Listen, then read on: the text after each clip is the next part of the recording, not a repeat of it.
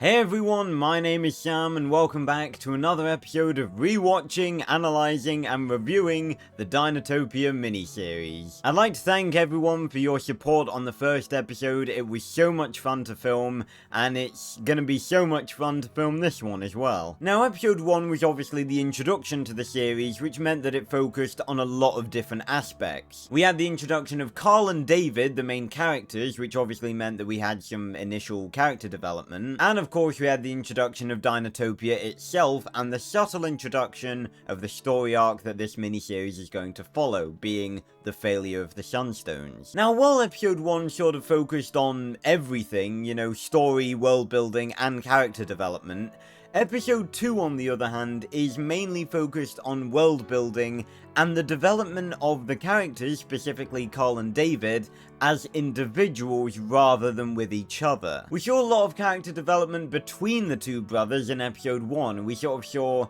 how they react to each other, how they view each other, and the sort of initial differences in their personalities. But in this episode, we're really going to learn about them as individuals and see how they respond independently to Dinotopian life. And on top of that, we're going to get more world building in that we're going to see more of Dinotopia's incredible locations, such as the beautiful Earth Farm and the magnificent Canyon City, home of the Skybax. If you're excited for this episode, make sure to leave a like and comment down below, and subscribe if you want to see more Dinotopia stuff. And without further ado, let's get into the rewatch.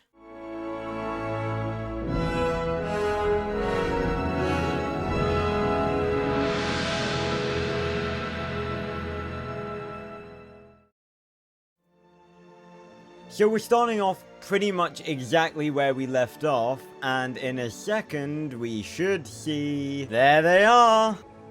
Dinotopia Night 2. I don't know why they call the episodes nights. I've never understood that. Like, they literally in the DVD menu, it's like Night 1, Night 2, and Night 3, instead of, you know, like Episode 3 or Part 3. What is this, Five Nights of Dinotopia? Welcome to Earth Farm, one of the other key locations of Dinotopia, and once again, I really must say that I love the backgrounds of this miniseries. They are just beautiful. I mean, this one obviously doesn't really match up to Waterfall City, of course, but, you know, it still looks pretty nice.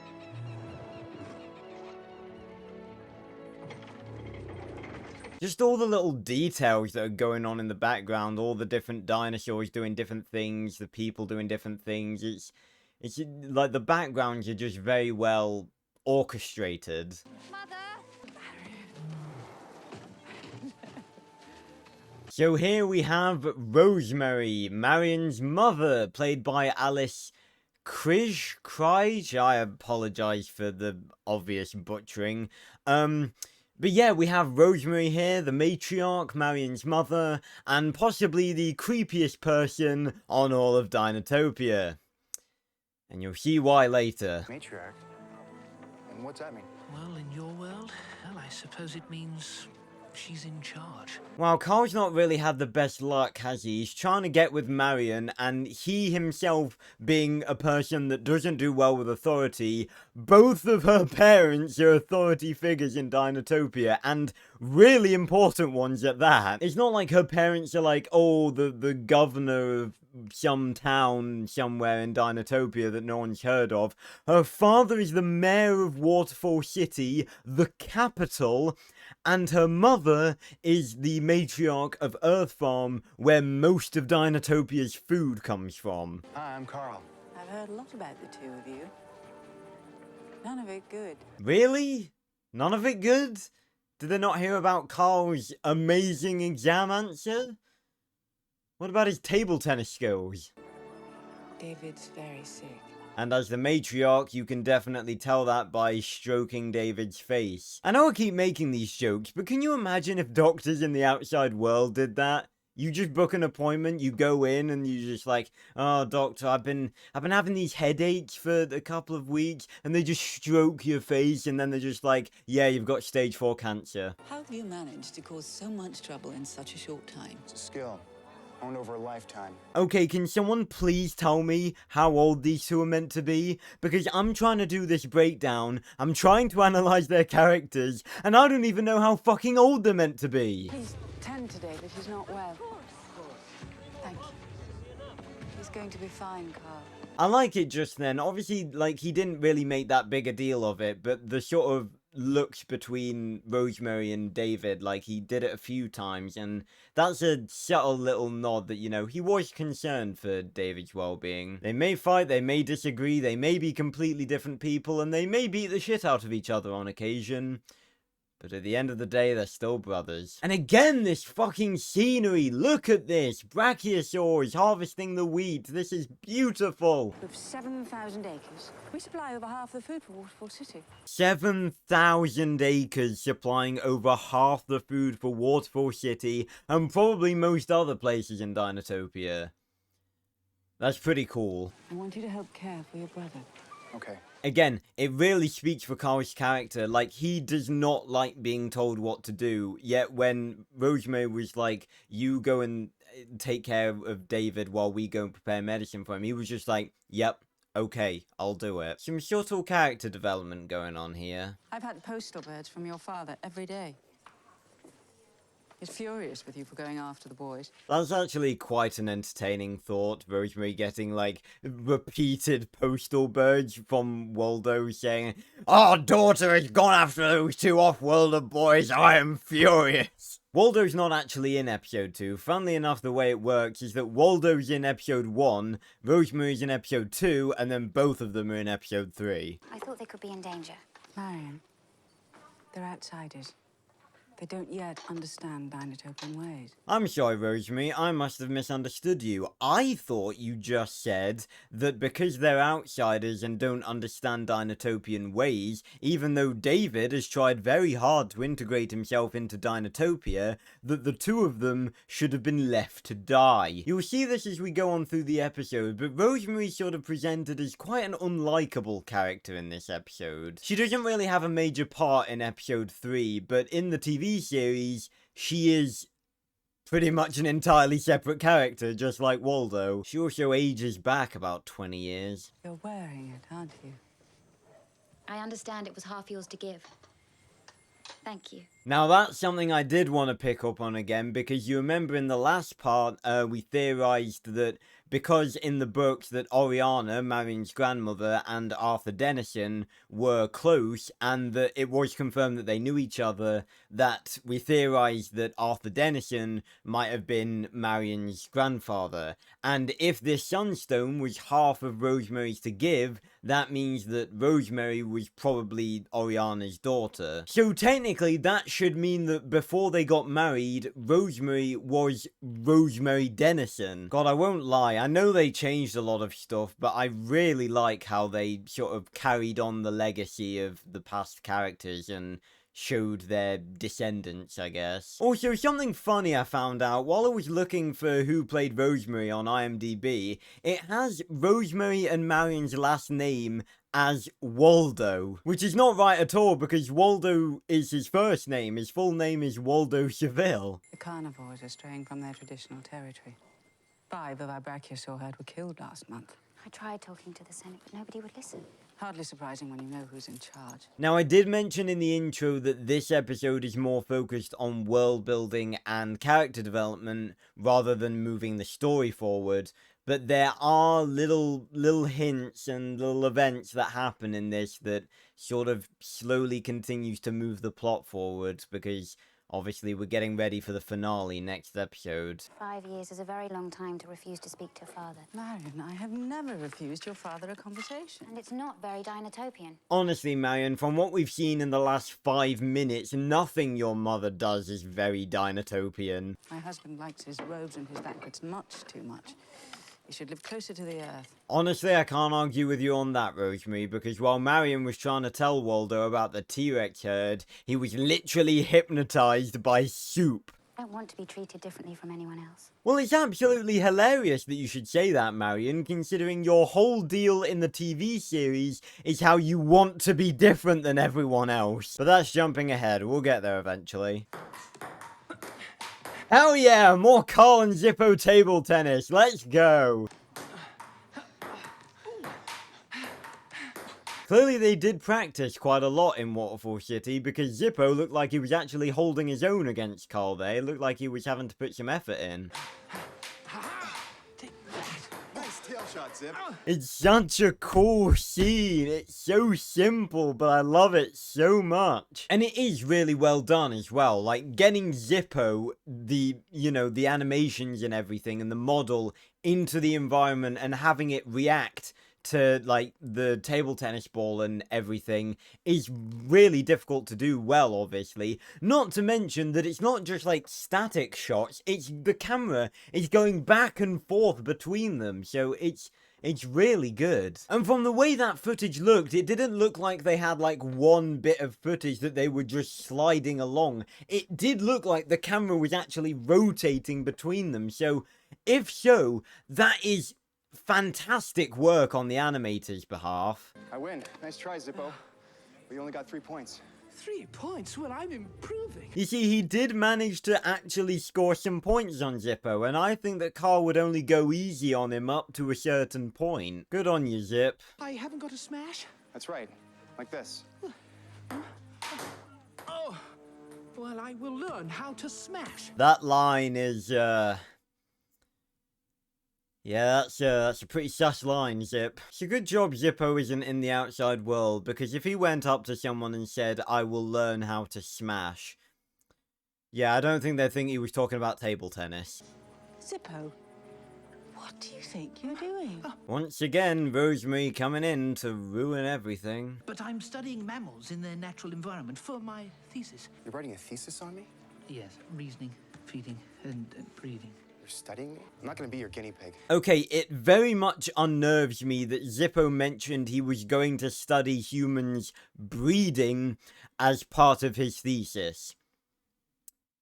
Like, that worries me. But this is actually really sad, because due to Karl finding out this, that Zippo was kind of only playing table tennis with him because he was writing a thesis on humans, they never play table tennis again. Not in part 3 or the TV series at all. Which is a crying shame, because of the interactions that the characters have with Zippo, I'd say Karl and him playing table tennis, those scenes are probably some of my favourites. But in fairness, I imagine, like I said, that it would actually be quite difficult to animate Zippo playing table tennis, so maybe that's the reason that they did it, so they wouldn't have to do it anymore. I could definitely see that being a reason that they didn't do it in the TV series, because I'd say Zippo is probably lower quality in the TV series than he is in the miniseries. Karl, you're not on vacation. You're expected to work with the other students during the day. Okay, strictly speaking, he is on vacation because he's staying somewhere that is not his home. And I've read that this is actually something that a few Dinotopia fans actually have a problem with in the miniseries, is that Dinotopia, this paradise, this utopian society, is turned into this quite harsh environment where you're forced to work and forced to do things and stuff like that, and a lot of people don't really like that. Honestly, I'm not that fussed about it. I can definitely see where people are coming from, but at the same time, Karl is, he's not doing anything to help, and, you are sort of expected to do that. Do you intend to eat our food? Well, yeah, I guess. Then you'll help us make it. See, that's fair, because obviously, everyone around him is working very hard to provide food, not only for themselves, but for the entirety of Dinotopia. So, him just sort of lazing about and relaxing while they do all the work, and then him eating their food, that's not really fair. And please address me as matriarch in the future. See, I don't know if they were trying to make her this unlikable, but that's what it's coming across as to me. I think they're trying to make her come across as, like, the stereotypical, strict, traditional older woman, but she's just sort of coming across as a pompous arsehole. That was close. Zippo, saying that was close sort of implies that there was a way that the situation could have gone even worse. And I can't for the life of me see how that situation could have gone any worse.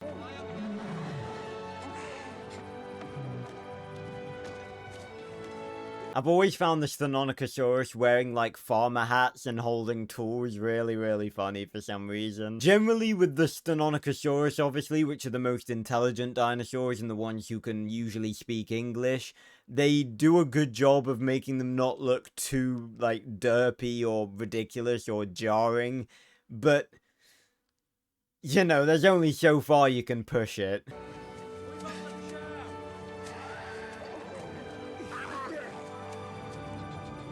I love the miniseries Dinotopia so much. I know so many people don't, but I really do love it. It may have changed stuff, it may have done things that made it more of its own thing rather than an adaptation, but just so much of it is just so beautiful. Isabel. I've come to say goodbye, David. I must return to Waterfall City to tell the Senate about the sacred temple. Oh yeah, the sacred temple that no one had discovered despite being a giant stone block sticking out of the jungle. What is this stuff? Alteum longivus. Regularly drunk, it could prolong life expectancy to 250 years or more. Okay, if that is meant to be genuine information about that plant, and he's talking about humans as well as dinosaurs, does that mean that there are literally humans walking around Dinotopia who are over 200 years old? Because I hate to break it to you, Zippo, but there gets to a point where the human body is not meant to work anymore, and I don't think a plant is going to change that. So how long have I been asleep, anyway?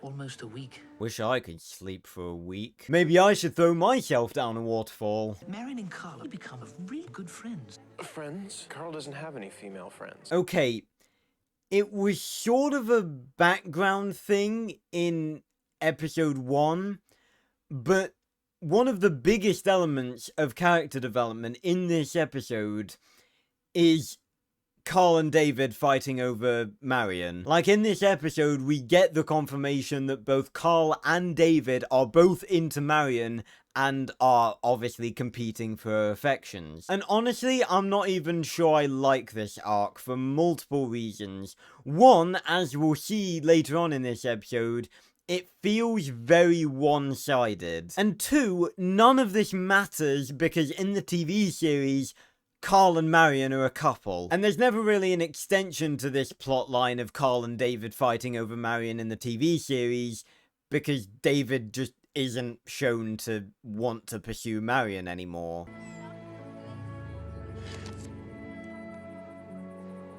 Why does everyone and their mother's dog have a fucking telescope in Dinotopia? Knock, knock. Who's there? Goliath. Goliath who?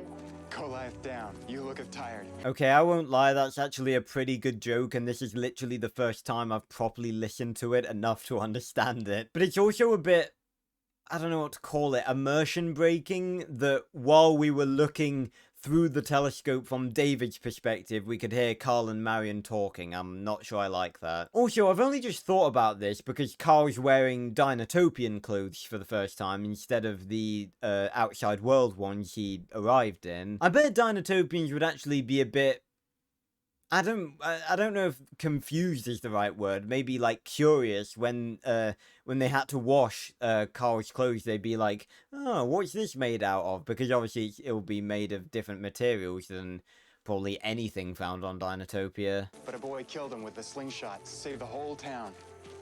Everybody knows the story of Karl and Goliath. Tell me another one. Okay, I know Karl's being a bit arrogant in this scene, but I do actually think it's a bit cute that Marion obviously doesn't know any of this outside world humor or stories and everything, and he's telling her. I do quite like that. You've made a miraculous recovery. Rosemary just has a talent of turning up in the places that no one actually wants her to be. Also, I'm just looking at the design of these beds. Look, David's leaning on one here, And there's one here. Can you imagine, like, clearly he's sleeping barefoot. Can you imagine if for whatever reason, like, he shuffled a bit and his feet, like, went out of the bed and just onto the face of whoever was sleeping here? It's not the best design, I'll be honest. My daughter says you're a brilliant student. Oh, so now you're saying he's a brilliant student, even though you hadn't heard anything good about them when they arrived? She says you've a gift for Saurian languages. Okay, I was going to say that she's right, seeing as David picked up footprint language remarkably fast. Like, in the exam, he was writing in footprint language without a dictionary or anything. But we were never told how long that term was. And that's another bit of information I'm lacking when I'm doing these breakdowns. We never get any sense of time. Now, I've actually done a bit of research since I filmed the last episode, and I found that one of the many descriptions for the first episode of the TV series actually states that it takes place a month after Karl, David, and Frank crash their plane into the ocean. Now, with everything that happens in the miniseries, I do not believe that. For them to have sat through an entire term of school, for them to have gone through the training that they're going to go through in this episode, and for them to have the whole Dinotopia saving adventure that they do in part 3, I refuse to believe that the entirety of the miniseries happens within a month. But I literally don't have anything else to go on, so, you know, I don't know. Karl is not exactly a model student. He's rebellious. I think he's carrying around a lot of anger. Okay, we definitely saw a lot of Karl's flaws in episode 1, but we're definitely seeing that David is not perfect in this episode as well. Particularly in this episode, we're going to see a lot of his flaws, including the fact that he is a monumental suck-up. Like, Jesus fuck. I don't think there's anything wrong with being a loner. No. Not if you really want to be alone.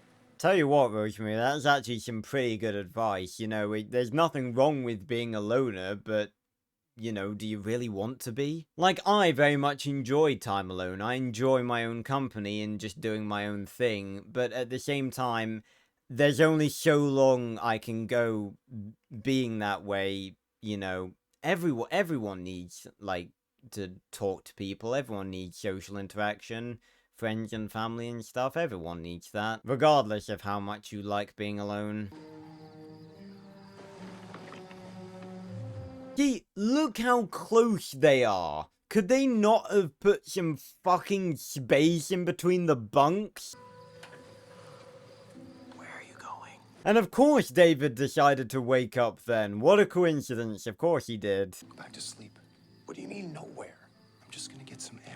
Karl, it's okay saying you're going to get some air, but you're climbing out the fucking window!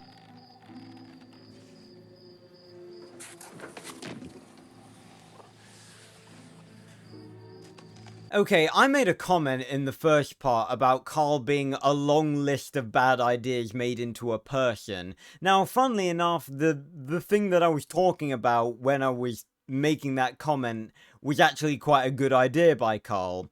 There is nothing about this idea that is good. Couldn't he have just, like, walked round to the other room? Why does he need to try and be Indiana Jones?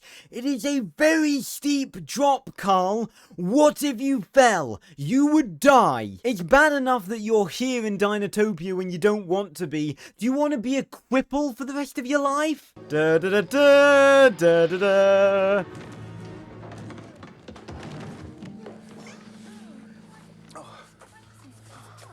Okay, let's just summarize this situation briefly. Karl took hold of a rope and swung from the boys' dormitory over what is probably quite a lethal drop. If not death, he probably would have broken something if he'd fallen.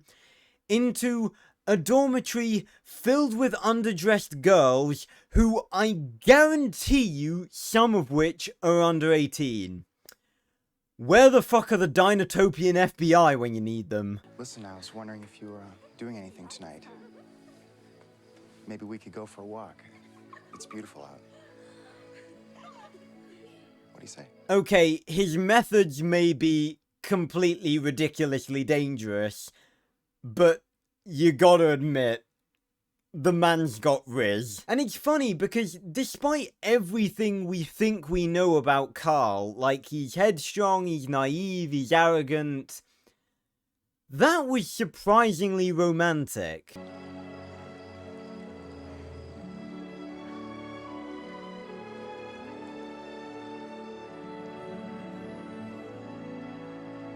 Okay, I've not interacted with enough Dinotopia fans to get a general consensus of who people think Marion belongs with, either Karl or David. I'll say it, I think Karl and Marion actually do make a really good pair. Like, he may not be the best partner in many different situations, but whenever I think of Karl and Marion versus Karl and David, I really do think that Karl and Marion really do belong together. That is, of course, until we get to the TV series and Karl starts cheating on her. Yeah, we'll get to that eventually, don't worry. So I very much think that miniseries Karl and miniseries Marion belong together. I'm not sure about the TV series variants of the characters. Oh yeah, and one more thing that I'd like to point out.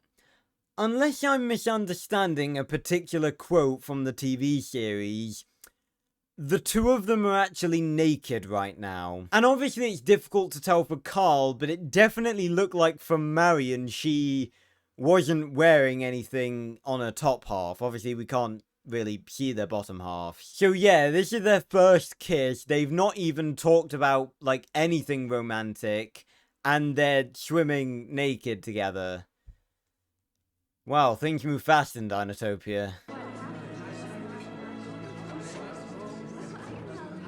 Okay, I've gotta ask, what the fuck are these meant to be? They just look like blobs of... I don't even know. This looks like it's meant to be, like, meat. But obviously it's definitely not meat because you're in Dinotopia.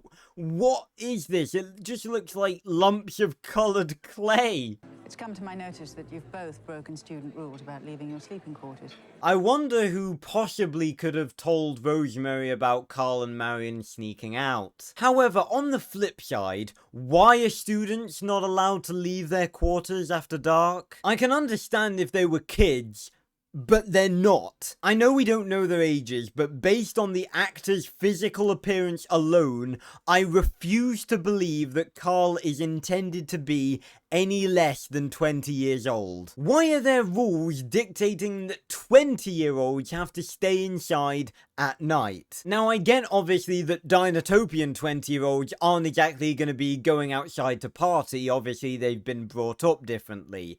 But at the same time, they are adults. They should be allowed to go outside if they want. And what the hell could be the reason for them not being allowed outside at night? It's not dangerous, it's Earth Farm. There aren't T-Rexes roaming around. It's probably one of the safest places on Dinotopia. What are they gonna do? Oh no, you better not go outside. You might trip and fall on a piece of farming equipment. Okay, that actually makes a bit of sense, but regardless, it's still a stupid rule. Also, you can see the differences in their responses. Karl looks like he doesn't give a fuck, and Marion looks like she just shit herself.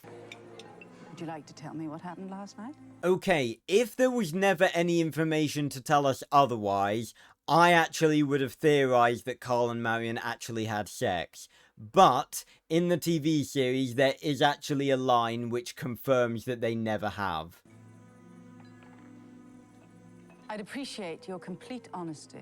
You see, that little look there, okay, even if this was a thing, the TV series clearly retconned it, but that little look that Karl and Marion gave each other, and the sort of look of realization that Rosemary has, that seems to be where they're going. I honestly think that that's maybe what they're trying to infer. Look, Rosemary, I'm sorry if we broke your rules. But we were just having a little bit of fun. You know, being spontaneous.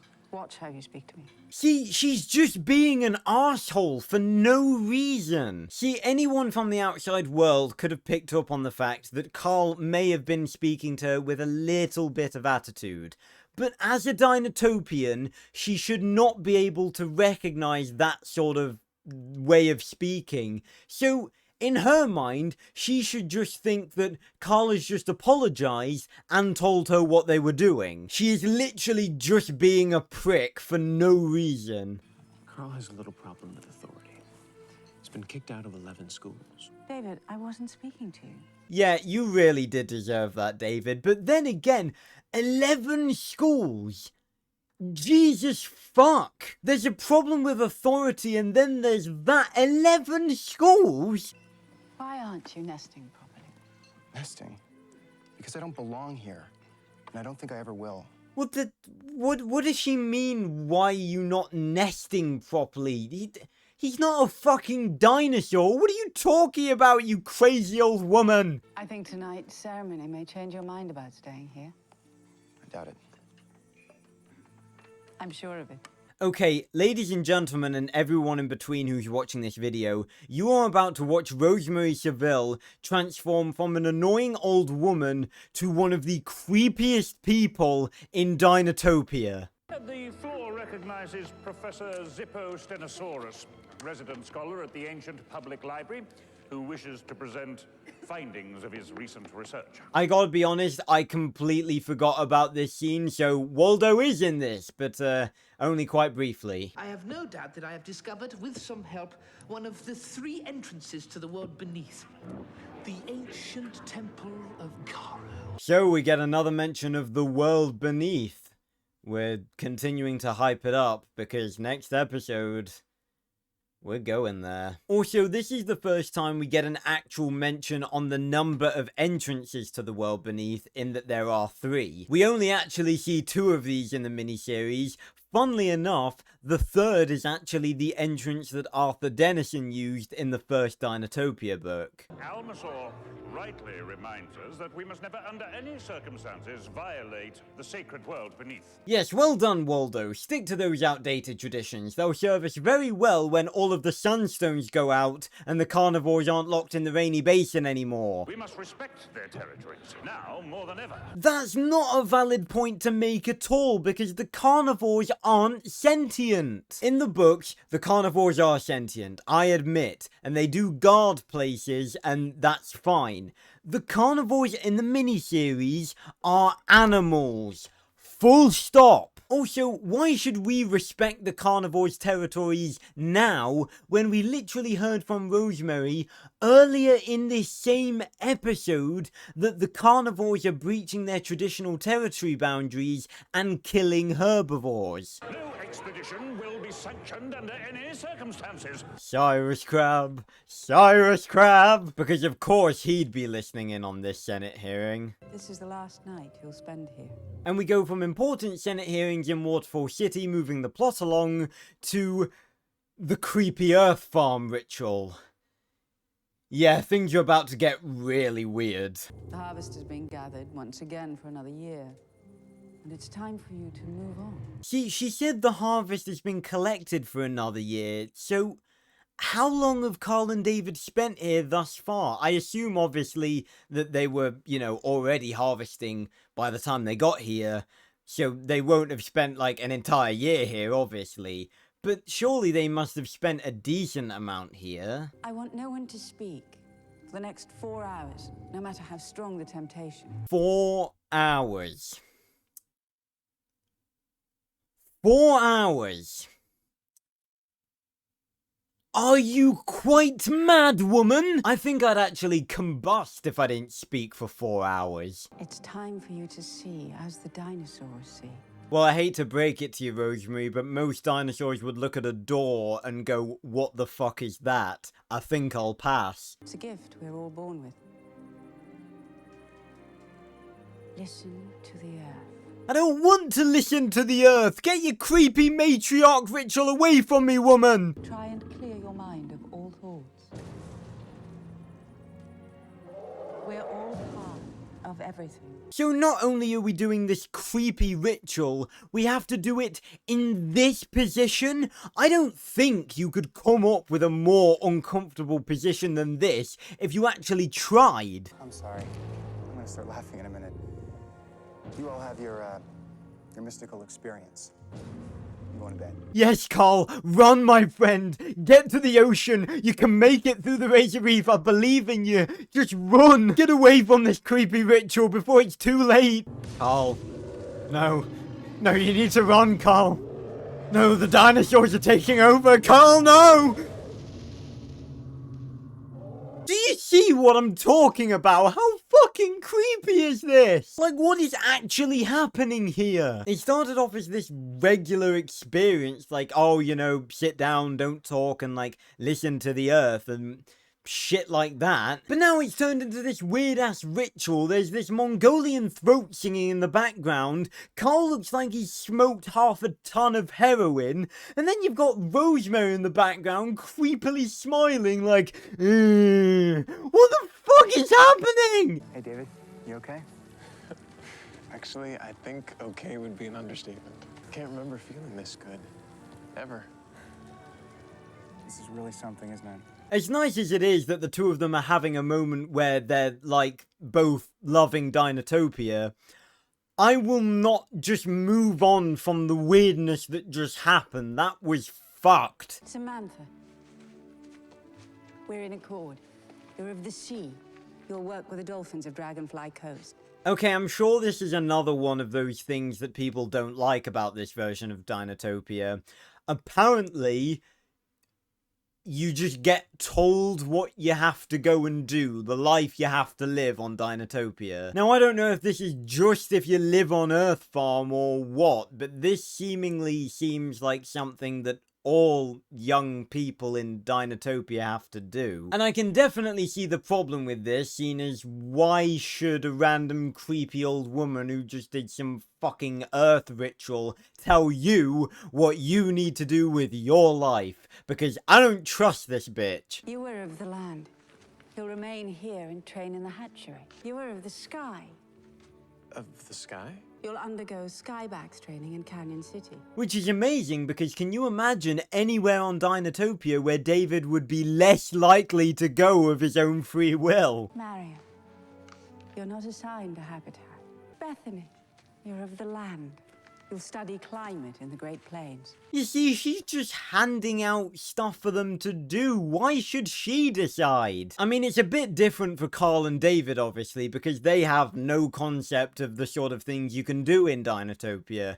But for the actual students who have grown up here, have they just been raised to believe that they have no choice in life? That one day they're going to go up to a creepy old woman and she's gonna tell them what to do? It's all utter lunacy, I'm telling you. I want you to go to Canyon City. It has the largest pteranodon swarms on Dinotopia. You're just giving me something to do. Oh, I'm sorry, Marion. That's different from her giving everyone else something to do. Why? The lights are going out all over Dinotopia.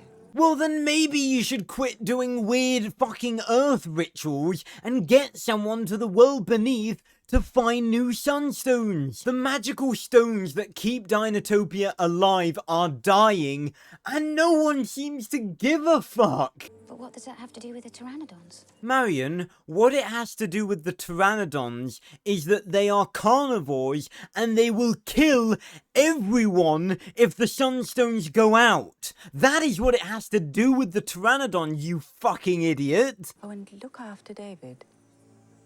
He's part of the solution. Oh yeah, and I'm sure you foresaw that during your creepy Earth ritual, you creepy bitch. Honestly, what she's saying there makes it seem like Karl and David saving Dinotopia in part 3 is part of some sort of prophecy. But the only reason that Dinotopia survives because of them is because they're the only ones on the whole fucking island who are willing to get up off of their asses and try and solve the problem. If you really care about me, then try.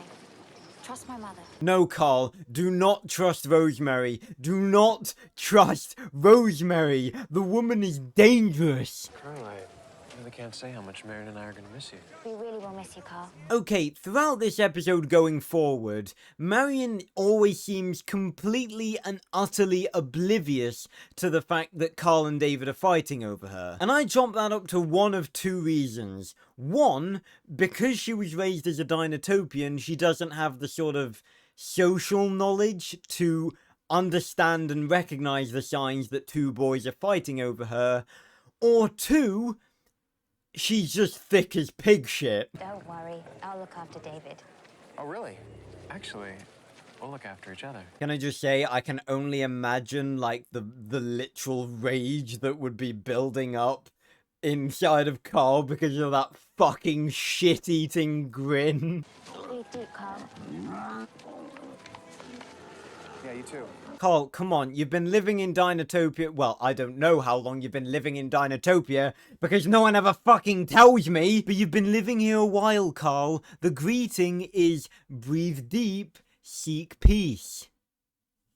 Get it through your head. Karl should be the one going to Canyon City, not me. Why do you say that?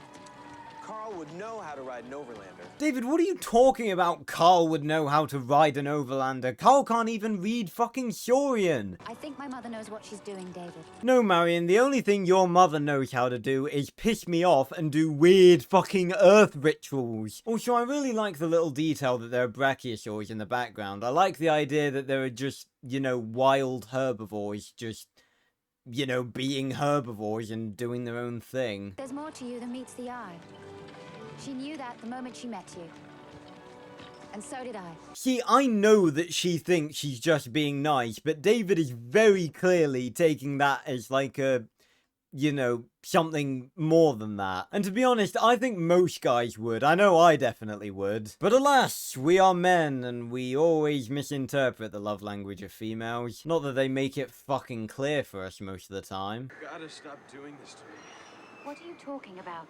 Climbing is what I'm talking about. I tell you what, it is enjoyable in these breakdowns just to pause and just enjoy a joke instead of dissecting anything. It's just like a chronic nightmare within a very, very bad dream.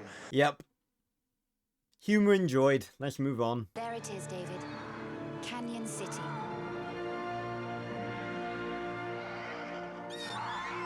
Canyon City, another beautiful location of Dinotopia. Unlike Waterfall City, I'd say it's decently similar to the way it looks in the books, apart from these statues. Those statues are called the Sentinels, and yes, inside those little things they're holding, those are sunstones. Now, it's very weird because those statues make it look like the sunstones that are inside those little spheres are ginormous, but massive sunstones that big just don't exist in this version of Dinotopia, so it's very likely that it's just one very powerful sunstone in each of the statues. But I tell you what, it creates one hell of a fucking glow.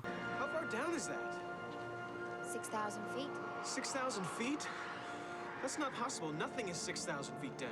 Deepest canyon in the world. The Yarlung-Zangbo River Grand Canyon in China's Tibet is known as the world's deepest canyon, with a maximum depth of 6,009 meters. Meters to feet. 6,009. Oh. David, I don't know what you're talking about, nothing is 6,000 feet, because this random fucking canyon in Tibet is 19,000 feet deep. What the hell is he talking about? The Grand Canyon is 6,000 foot deep at its deepest point. David clearly needs to brush up on his canyons. And I'll tell you what else is actually down there, the third entrance to the world beneath, the one that we don't see in the miniseries. Which is funny, considering that one, it's actually the entrance that Arthur Dennison first used, and two, it's actually the easiest entrance to access, and they don't fucking use it. Okay, I want to immediately bring up the fact that there are no safety railings there. Why? I'm all about living close to the Earth, but unlike at Earth Farm, the Earth is 6,000 foot deep here. Why are there no safety railings? Honestly, we've gone from the laws being ridiculous to the general way you live each day being ridiculous. This is horrific. Breathe deep. Seek peace. I'm Marion and this is David. I know. I'm Romana Dennison. Romana Dennison, huh? Doesn't that sound familiar? I'll talk about her a bit later. Bye.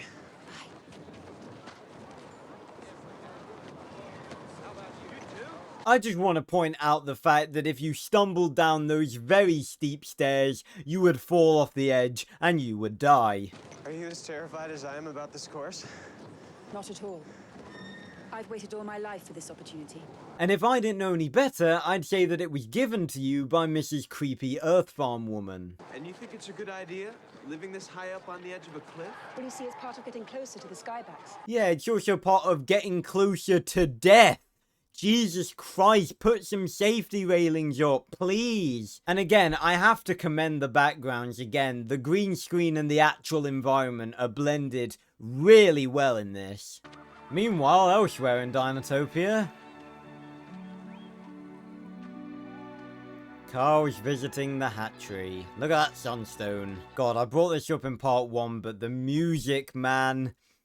Trevor Jones, Jesus Christ, such beautiful music. Again, I definitely think that if this series had like a subpar soundtrack, it wouldn't be anywhere near as good as it is. But the music, it just makes this. It really does. Hi, they gave me this card. Follow me. You've got to be very quiet. Our Triceratops has just given birth. What do you know? Another mention of Triceratops, even though Triceratops is not on this version of Dinotopia. You're not related to Rosemary or Marion, are you? Rosemary's my mother, and Marion's my elder sister. Ah yes, Marion has a younger sister. And I tell you what, up until doing this series, despite the fact that I've watched this series, I love this series, and I've watched it so many times and know basically the whole thing off by heart, I'd completely forgotten about her. And the main reason behind this is, she is completely worthless. She's only in the latter part of this episode. She never interacts with Marion, because obviously Marion's in Canyon City right now with David. She's not in episode 3, and she's not in or mentioned in the TV series at all. They introduce that Marion has a sister in part 2, and then she's never seen or heard from again. It's ridiculous. Here we are. Wow.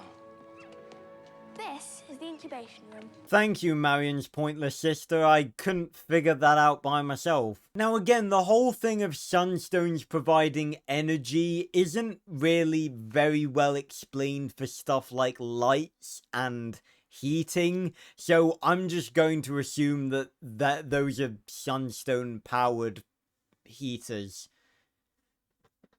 Fucking hell, I've got nothing. You can normally tell when they're ready, because before hatching, the eggs squeak. Have a listen. They squeak? Yeah.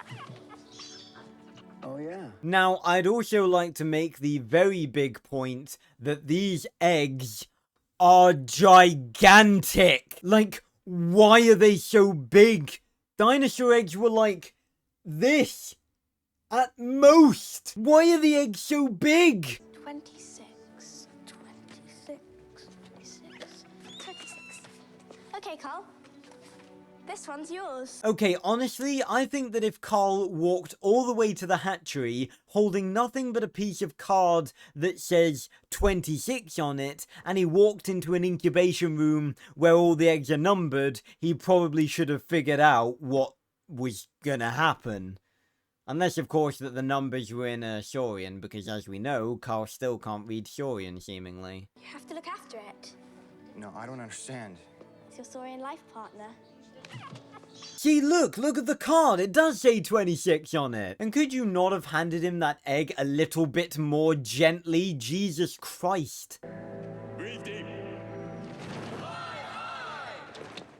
I am Unu, squadron leader of the Skybax Corps, and I will be your instructor. That's right, baby. Unu is back. Because his life isn't busy enough, obviously, rescuing people from T-Rexes in the Rainy Basin, he now has to train an entire new class. The statues you see before you are called the Sentinels. They divide the canyon. The air above them belongs to the Skybax. The space below to the pteranodons.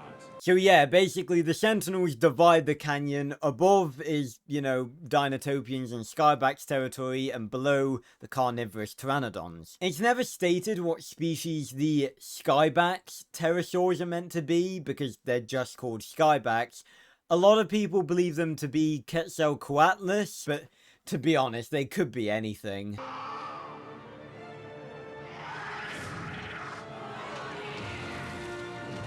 I'd say that was a pretty delayed response by the students there. I guess it's a little difficult to act that, considering, you know, you're reacting to something that isn't there because it's a CGI model. This is your saurian partner. Now take her back where it's warm. Who said I wanted a partner? I agreed to stay here and work. To be honest, I know he's being a bit of an arsehole about it, but he is right. You can't force him to be Dinotopian. He did agree to stay and work. He didn't agree to this. What did you feel when you communed with the Brachiosaurus? Oh, for fuck's sake, can we please not talk about the creepy Earth ritual again? I thought we'd moved past that. Karl, you have the right to remain silent. You don't have to talk to the creepy Earth farm woman about the weird ritual you were forced into. I guess I felt something. It's really hard to explain. You felt drugged, Karl. That's what happened. You literally collapsed. Do you not remember this? Okay, maybe, but... You felt part of our world. You felt part of a world. Don't think it was yours, Rosemary. It's all I have to teach you, Karl. But it's the most important thing you'll ever learn. Rosemary, all you have taught Karl is that you are not the person that he should be listening to or wants to listen to. But all jokes aside, this is actually quite a big part of Karl's character development, because up until this point, he's completely rejected the ways of Dinotopian life. And I think a big part of that is actually because David was with him. Because David was the only other person from the outside world that he had with him. He was relying on David to be there for him, and he wasn't, because David loves Dinotopia and Karl doesn't. But now Karl is isolated, and the only people he has around him are Dinotopians, so, you know, he's sort of being open to their experience without having anything of his own to base it off of. You keep calling it a her. How do you know it's a her? I just know things, Karl. Yeah, like matriarch magic and creepy Earth rituals. Get this woman away from me! The morning flight, where you pass within inches of the Sentinel barrier, is one of the finest experiences in all of Dinotopia. It is also one of the most dangerous. You have 100 days to learn how to do that. Okay, let's break this down. Unu just said you have 100 days to learn how to do the morning flight, like, alongside the Sentinels. These are third-year students. So, and David is very clearly a first-year student. So, yeah, I was hoping that would have given me some sort of sense of timing, but it doesn't even apply to David, because he hasn't even ridden a Skybax, and he won't until he becomes a Skybax rider. I guess we're back to square one again, because no one ever tells me anything about how long things take on Dinotopia. Excuse me, sir? I think I'm in the wrong place. This seems to be a course for pilots, and I'm probably ground crew or something. To commune with the Skybax. David, they're pterosaurs. They're not fighter jets. There are no ground crew. You hop on them and they fly away. It's as simple as that. I mean, it's not as simple as that when it comes to getting to that point, but as for flying them, like, it is just as simple as that. Also, I just realized that there's a little indented footprint symbol there. What is that? Is that a number? I feel like that's a number. Yeah, that is a number. That's a 1. I guess this is meant to be like landing zone 1 or something. This machine simulates sudden changes in wind and air currents, which you will experience in the canyon. That's a pretty neat piece of kit, and you gotta remember, at all times, Dinotopians don't have that advanced technology. You first. Come forward. Unless you enjoy flying backwards, I suggest you turn around, sir. Just a small little nitpick there. Unu started saying that before David had basically even started mounting the thing. You will naturally want to hold on to the harness. But before you can fly a real Skybax, You will have also learned to ride without holding on. I mean, no. No, you won't. Because every Skybax rider in the miniseries and in the TV series is shown riding holding on, Unu. Is he really out here trying to tell the students that they're going to be riding the Skybax without holding on to the saddle? That's lunacy. Also, I'm curious what it says on Unu's patch there. Let me quickly check. Well, the first symbol's an A. And the second one's an M? A-M? Huh. Wonder what that means. It's the time of day he prefers.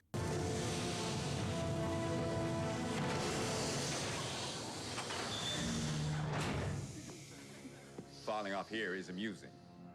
Falling off in the canyon is not. I'm very glad that Unu decided to, confront the students and go, you shouldn't be laughing because, you're a team. Not to mention, if you fall off once you're on a Skybax, it is very likely that the fall will be fatal. Also, I just noticed by rewatching that little bit that Romana was the only one not laughing, so that's something to pick up on, I guess. And he gets on, and he falls off. Again, cadet. And he falls off. And he falls off. Again, and again. Again.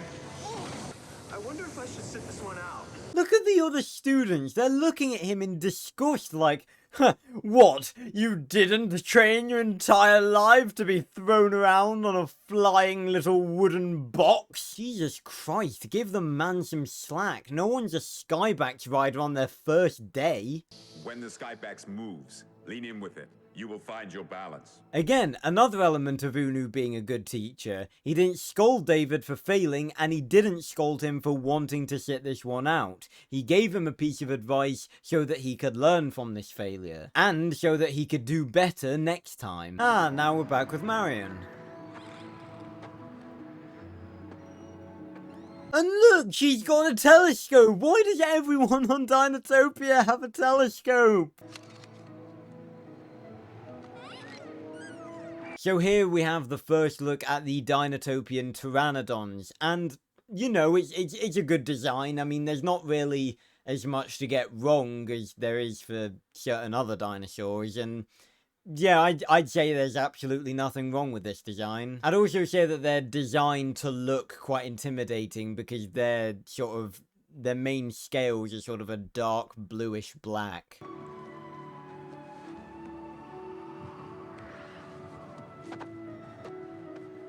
Marion, I don't want to tell you how to do your job or anything, but that large wooden barrier with a pteranodon symbol on it may indicate something. Just putting it out there.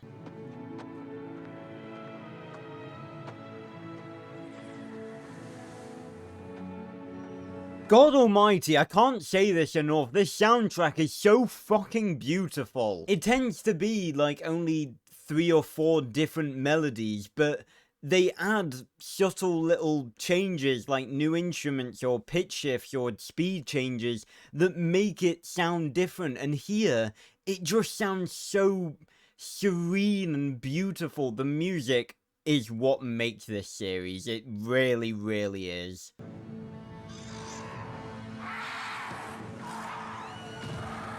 I guess even in Pteranodon society there are bullies. He's only an adolescent, but the rest of the flock have rejected him because he's an albino. But I think I can make contact with him. Ah yes, making contact with a carnivore. That is the best idea, Marion. Especially considering how well the previous 2 times you've tried to make contact with carnivores have gone. Yeah, I get a big thrill falling off that Skybax machine. Really? Oh, yeah. I mean, I don't think it'd be more fun if they were driving nails into my head. Well, I think you look very handsome in your uniform. Marion, you're leading him on. I said earlier that because she's been raised in Dinotopia, she may not have the sort of, same social skills to recognize when 2 boys are fighting over each other. But surely to God she can't be that thick. You ask any man on the planet if what she just said to him was flirting, and they'll tell you the exact same thing. She could have said something like, the uniform suits you, but she specifically used the word handsome.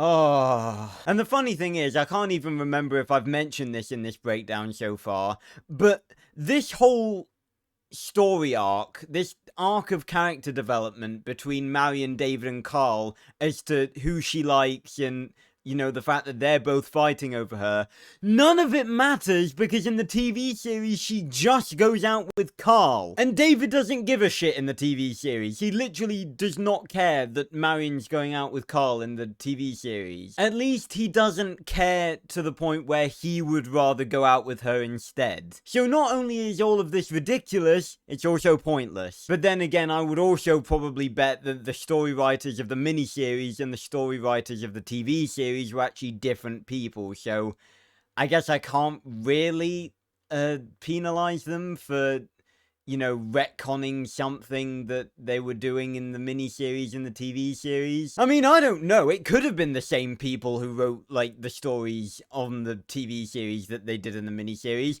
I don't have that sort of knowledge to hand. What?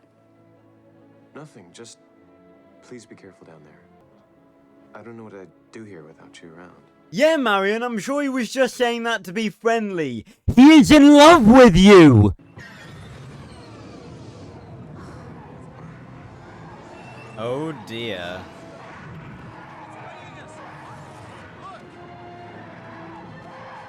Oh dear indeed, the Sentinel Sunstones are starting to fade away. Now, I've only just realised this, but I think this is actually the first time we're seeing Sunstones begin to fail in real time. Because obviously in the first episode, the Sunstones we saw that were dead, obviously they were already dead by the time we got to them. But here we see the process that their sort of light is beginning to die. And there are a fuck ton of Pteranodons down there as well. This isn't a good time. And it goes back to what I was saying earlier. Obviously this is sort of a character development episode, but it is sort of moving the plot along a bit. Obviously in the first episode we had like the little mention that Sunstones were starting to fail and that maybe that wasn't normal, but in this episode obviously we're being shown that it's a lot more of a problem than we were sort of first told, because this isn't just a random outpost whose Sunstones are failing. These are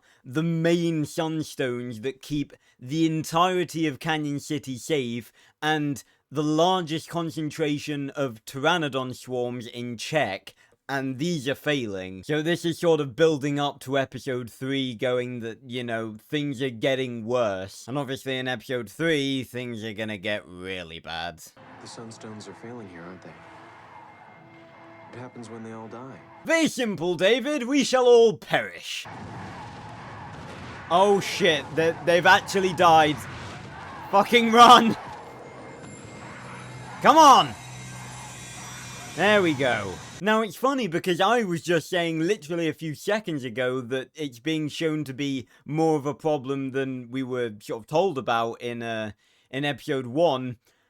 And then they go and do that, because obviously at first it was just sort of shown that, oh, the Sunstones, they're flashing a bit, they're losing power, but they're not dead yet. There was a solid, like, 5-10 seconds there when the Sentinel Sunstones, probably some of the oldest Sunstones in Dinotopia, probably some that have been there for hundreds of years, fully died. They were dead and out of power for a solid 10 seconds before they turned back on again. So, this is serious. Yeah, well, we have encountered problems like this before, and the solution has always been to keep a calm mind and use our intellect. Well. That's right, ladies and gentlemen, it's our favourite mysterious creepy scoundrel, Cyrus Crab. You have not been recognized by the floor, Mr. Crab? Does the floor recognize these? Oh dear. Now what's funny is that this is actually one of the only times that Cyrus is actually in the right. I think it might be the only time that he's in the right. I can announce today that by the end of the month there will be 12 new Sunstone restorers. By the end of the month? Waldo, the Sentinel Sunstones just failed for a minute, and you're saying that by the end of the month we'll have new Sunstone restorers? We need them now! Also, what does the Sunstone Restorer even do? They don't understand how they work or why they're dying. If they did, then they'd be doing something about it. What do the Restorers actually do? Do you give them a bit of a polish? That's not gonna work. They're losing power. How many Sunstones are left in the city vaults? The reserves are severely depleted. They're all gone. I really like this scene, you know. I'm not a big fan in general of this episode. I think it's the worst one out of the three. Not to say it's bad, but like if I want to watch an episode of Dinotopia, I'll much rather probably watch episode 1 or 3 than watch this one. But like I've been saying this whole time, this episode is not focused on story development entirely, but the few little bits of story development we get, it does quite a good job. Like obviously in the first episode, we sort of got a little inkling that there may be some sort of problem with this issue of Sunstones dying, but in this episode, thanks to this scene and obviously the scene just now, we really get the idea that Dinotopia's in trouble. The Sunstones failing is a very real problem and it's only getting worse, and they don't have any way to solve it. The whole of Dinotopia is going to hell and they don't have a plan. I petition the Senate to grant me access to documentation of the world beneath in the ancient library of Dinotopia. We must prepare an expedition. See, this really is the one and only time that Cyrus is speaking truthfully and I guess on the side of good, because Waldo is here trying to dismiss the problem. He's not wanting to face reality, and Cyrus has come up and exposed the fact that the Sunstone Vault is empty. There are no more Sunstones. They're all out there, currently in outposts, and the majority of them are dying. And he said we need to prepare an expedition to go to the world beneath and get new Sunstones, otherwise Dinotopia is going to hell and we're all going with it. And they're just like, nah, you're talking bullshit, mate. It also kind of makes Cyrus a better character, because he's not just a villain, but he's a character that is willing to face the harsh truth when everyone else around him is not. See, I've recently come into possession of an ancient scroll, and I believe it relates to the world beneath. The world beneath? More information on the world beneath. We're really hyping this up. And I tell you what, it is a real crying shame that in the TV series they never went back there. As I mentioned earlier, obviously, like, part 3 we're going to be going to the world beneath, and that's quite a big deal. But in the TV series, we never go back there, and I guess, obviously, that there wouldn't really be a reason to, but there's a lot of stuff in the world beneath that they didn't show in the miniseries, and I think that had the TV series had more seasons, it definitely would have been a good thing for them to do. It's funny how Cyrus can go from being logical and somewhat on the side of good to, you know, being about to commit a murder. Yes. This language hasn't been used in over 1,000 years. It's incredible. Zippo, I hate to burst your bubble, mate, but that was footprint language. You know, the same footprint language you see everywhere else. Almost 300 feet below sea level, the cave is guarded by... oh dear. The writing has been washed away. I would like to read more. I believe this scroll describes an entrance to the world beneath. So this scroll describes another entrance to the world beneath called the Diamond Cave, which is under the ocean. And apparently it's guarded by something, but the scroll is too faded to figure out what that might be. Isn't that convenient? But believe it or not, we've actually already met the Guardian of the Diamond Cave. We'll see him again in part 3. Up close. I had a little cry when I heard what happened to them. Tumbling over the Great Falls like that, terrible. But then I heard rumors that they may have survived. Well, I've just left the boys in Vidarbha. They're safe and well. Safe and well, really. You see, I can't tell whether Cyrus is actually happy or annoyed that the boys survived. Because the way he said that, it sounded like he was going, you know, like, oh, they're alive. Oh, well, that is good news. Yeah. like, as if he was trying to hide the fact that he was annoyed, but he doesn't have any reason to want them dead. They're useful to him. Karl is someone that he can easily manipulate to get what he wants, so I don't know why he would be annoyed that they survived. This belongs to the library of Dinotopia. This was stolen. Stolen? Well, that's a rather harsh term. I'm going to have to report you to the authorities. I don't think so, Scaly. Oh no! Zippo's been hit in the head with a walking stick! Oh no! Anyway. This is crazy. I mean, what am I doing here? Honestly, Karl, I couldn't tell you, mate, because if it was me, I wouldn't want to be within 1,000 miles of the woman who put me under a weird drug trance during a creepy Earth ritual. Ah, yes. Because I'm sure absolutely no one would notice Cyrus, who is renowned for being quite a creepy character, wheeling a wheelbarrow with something moving in a bag on it. I'm sure no one would pay attention to that. Why can't we just live in harmony? Harmony's overrated. Cyrus is such a meme. I love him so much. He's one of the best characters in this entire thing. I feel like the quote, "harmony's overrated," could be a great Dinotopia meme template. I'll probably make a few memes with it and put them in the unofficial Dinotopia Discord. Link in description. Now I'm curious. Did Cyrus actually intend to, like, you know, drown Zippo then? Because I feel like tying up a dinosaur who can't swim anyway in a bag so he can't move and dumping him in a waterway, I feel like the only reason you would do that was to kill them. So if that's really what he intended, that's dark. Like, that's dark even for Cyrus. Also, obviously, we had the whole thing in the first episode about him telling Karl that he needs to steal the book and manipulating him against David, but I'm pretty sure this is the first, you know, concrete thing where we go, oh yeah, this guy's a villain.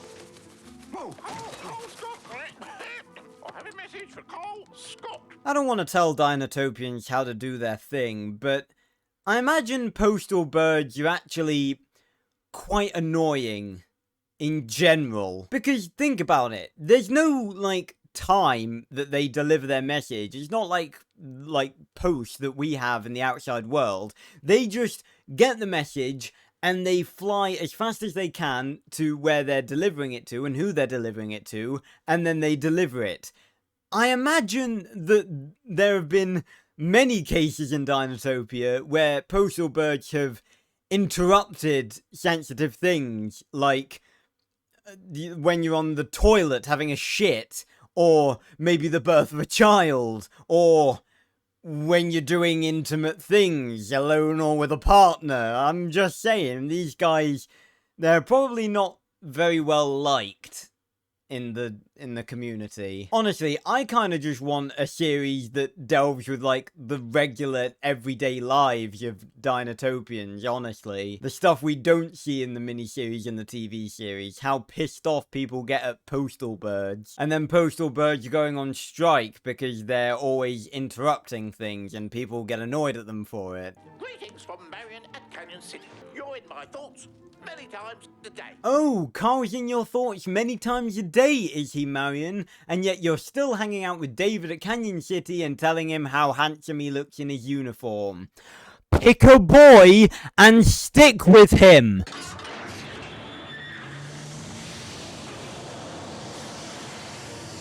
Okay, while it's obviously good character development for David in that he's taking time to practice outside of lesson on the Skybax machine, we saw from the distance that the levers were, the control levers were, from the actual machine itself.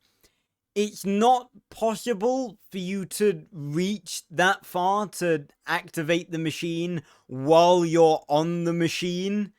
So, yeah, that's a little oversight that they didn't really think about.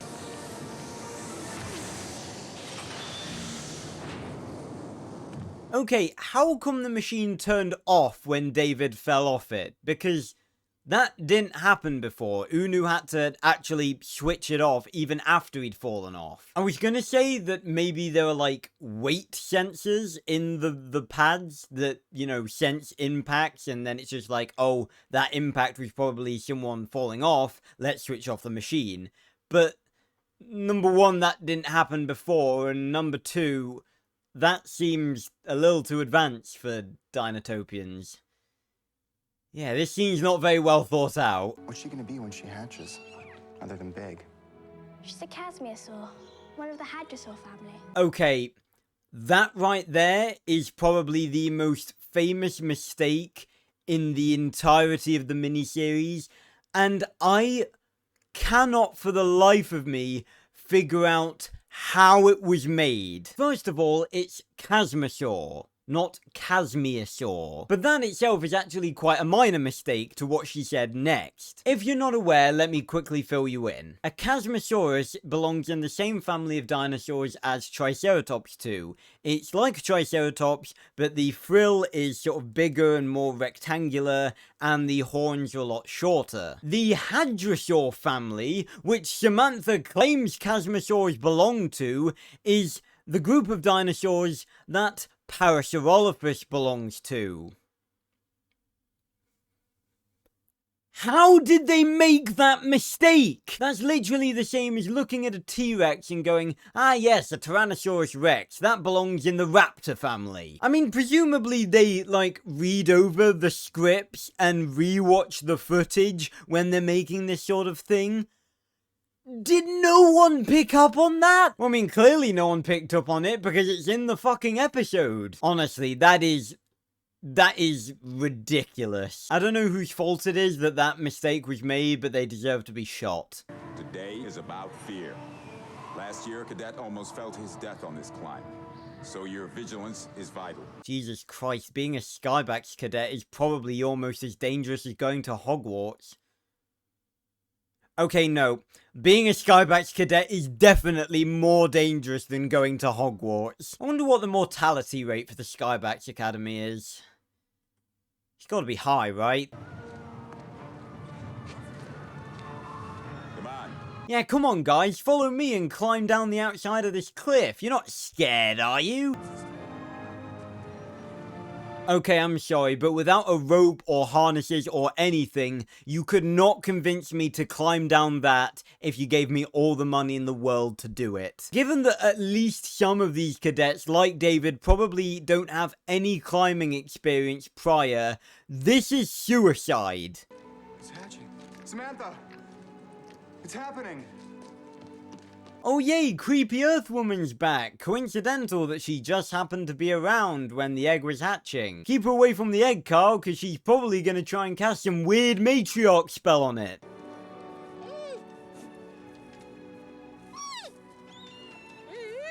And so a Dinotopian legend was born. Now, while obviously this is a very adorable moment, I cannot get over how fucking big both the egg and the baby actually are. This is insanity. The egg should be about a quarter of the size, and the Casmosaur baby should be about the size of its head right now. They are not this big when they're born. Not even sauropods are this big when they're born. Hey, Wally, come here.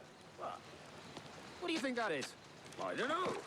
It's moving. Well observed, Wally. I bet you're gonna be caretaker of the month. Honestly, forget Karl and David. I want a miniseries just around these two. Wally and whatever the other guy's name was, because we don't know it. The caretakers of Waterfall City. Actually, no, that actually does sound pretty good. I want a Disney Plus series, Dinotopia, the caretakers of Waterfall City. Let's make it happen.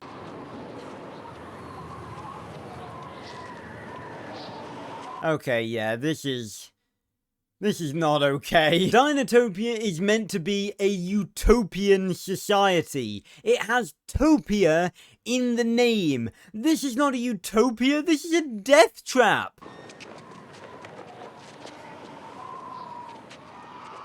This is not okay. This is a literal death trap. David, what's It's the height. I think I'm having a panic attack. Romana really just asked David, what's wrong? What the fuck do you think is wrong? Having a panic attack feels like a completely valid reaction to being in this situation. I feel like David is being the only reasonable one on this course. In fact, I think he's being more than reasonable because he's actually attempting this. Although I do want to say, David, why the fuck would you turn around so your back is to the wall and you're looking down? You're forced to look down. Why would you do that? Remember, you are off the sky. I am not of the sky. I don't know who said that. If anything, I'm on the couch. Okay, yeah, that's a pretty funny quote. But I'll tell you who did tell you that you were of the sky, David. Creepy Earth Farm Woman. You must face your fear if you are to overcome it. Fear is the future. There is no fear in the present, only action and reaction. Well, that was an inspiring speech, Unu. I'm not sure it actually makes any sense. Because fear is in the present. You are afraid in the present. You are afraid of what will happen in the future, but the fear itself is in the present. There are a lot of horrible things that can happen to you in the future. If you're on this Skybax course, for instance, I imagine that pain and death are among them. This rock is the place from which Gideon Altair formed the Corps and flew the very first Skybax mission. It is a tradition that every new recruit writes their name on this rock. Okay, now due to the perspective, I can't tell whether this jump is actually quite a perilous jump, or whether it just really isn't. I can't tell. The environments and everything are throwing me off. I can't tell, like, if that is a pretty dangerous jump or whether it's just a casual skip. Now, presumably on this list somewhere is the names of Will Dennison and Sylvia. But once again, I think that's a detail that should be on there, but isn't actually on there, or, you know, is there somewhere, we just don't see it. Make the jump, cadet. I can't do it! Come on, David! Now, it's an interesting thing that they've repeatedly sort of enforced the fact that during his time in Canyon City, Romana has always been the one to help David. Just something to pick up on. See me tonight after training. So from there, what did he do? Because it looked like Unu just walked away. Did he climb back up by himself? Dear God, this place really is worse than Hogwarts. He stood there, like, inches from death, and his teacher doesn't even give a shit. And meanwhile, we go back to Marion, and clearly Karl's been rubbing off on her because she's about to make yet another bad decision. I tell you what, with how the stone is designed and the way it creaked just then, you would have thought that this would be a scene where, like, the stone bridge, like, collapses and stuff, but that doesn't actually happen. I guess, obviously, you can have sound design like that without it actually meaning anything and just being there to, I guess, increase the atmosphere, but to me, it doesn't really increase the atmosphere. It just sort of takes me out of the atmosphere and makes me think that that's what's going to happen when it actually isn't. Also, I think Marion's looking a bit too much sort of... If she's looking forward at this Pteranodon, I think she's looking a bit too much that way. It's like the viewpoints aren't really lined up properly, I think.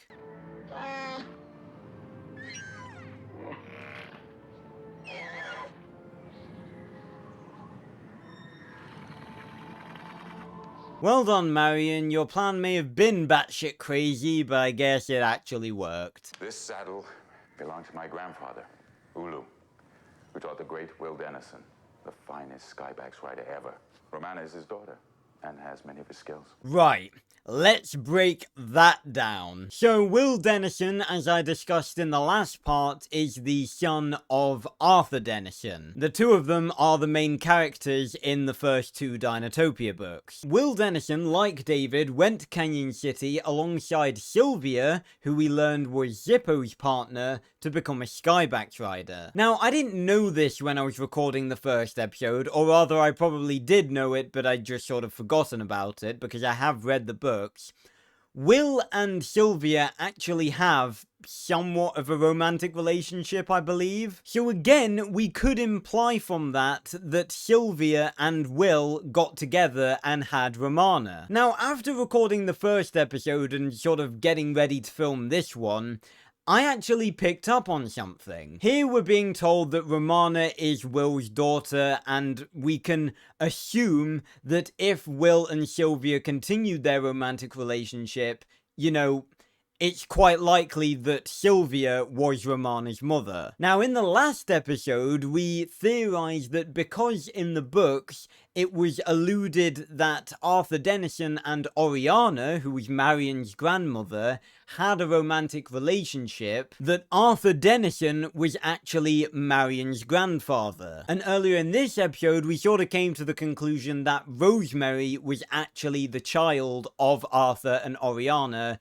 because Oriana's sunstone was said to be half hers to give. Now, you may be wondering why I'm telling you all of this. Well, I actually realised that due to the fact that obviously both Marion and Romana are descended in some way from Arthur Dennison, they're actually related. Romana was obviously the daughter of Will Dennison, and Will was the son of Arthur Dennison and his wife from the outside world. I don't think we ever actually learned the full identity of Will's mother, but we just know that she was the wife that Arthur had before he came to Dinotopia with Will. Whereas Marion, on the other hand, she is the daughter of Rosemary, who we're assuming is the daughter of Arthur Dennison and Oriana. Now, I did a little bit of research as to what that actually means in terms of family dynamic, and it turns out that because Marion and Romana share a grandparent, who is Arthur Dennison, of course,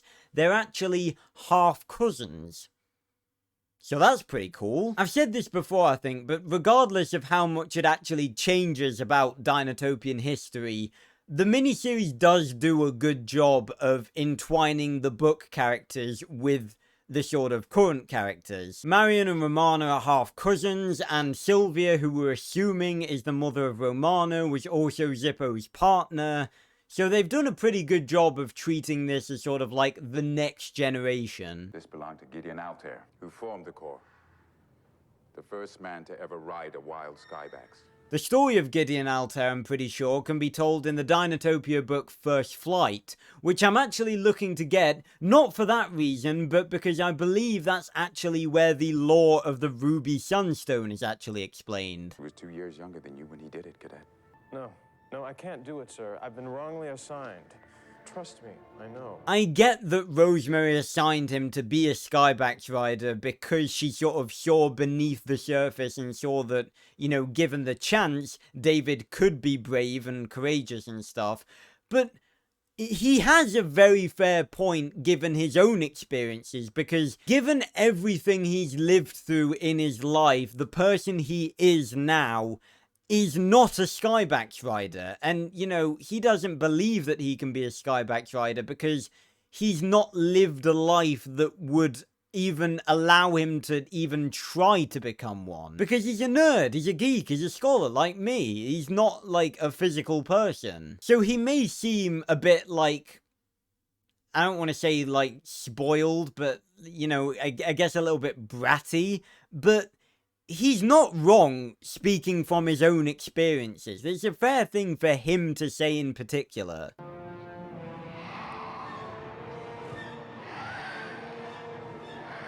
This is why you don't interact with the kid that gets bullied, Marion, because the bullies come for you.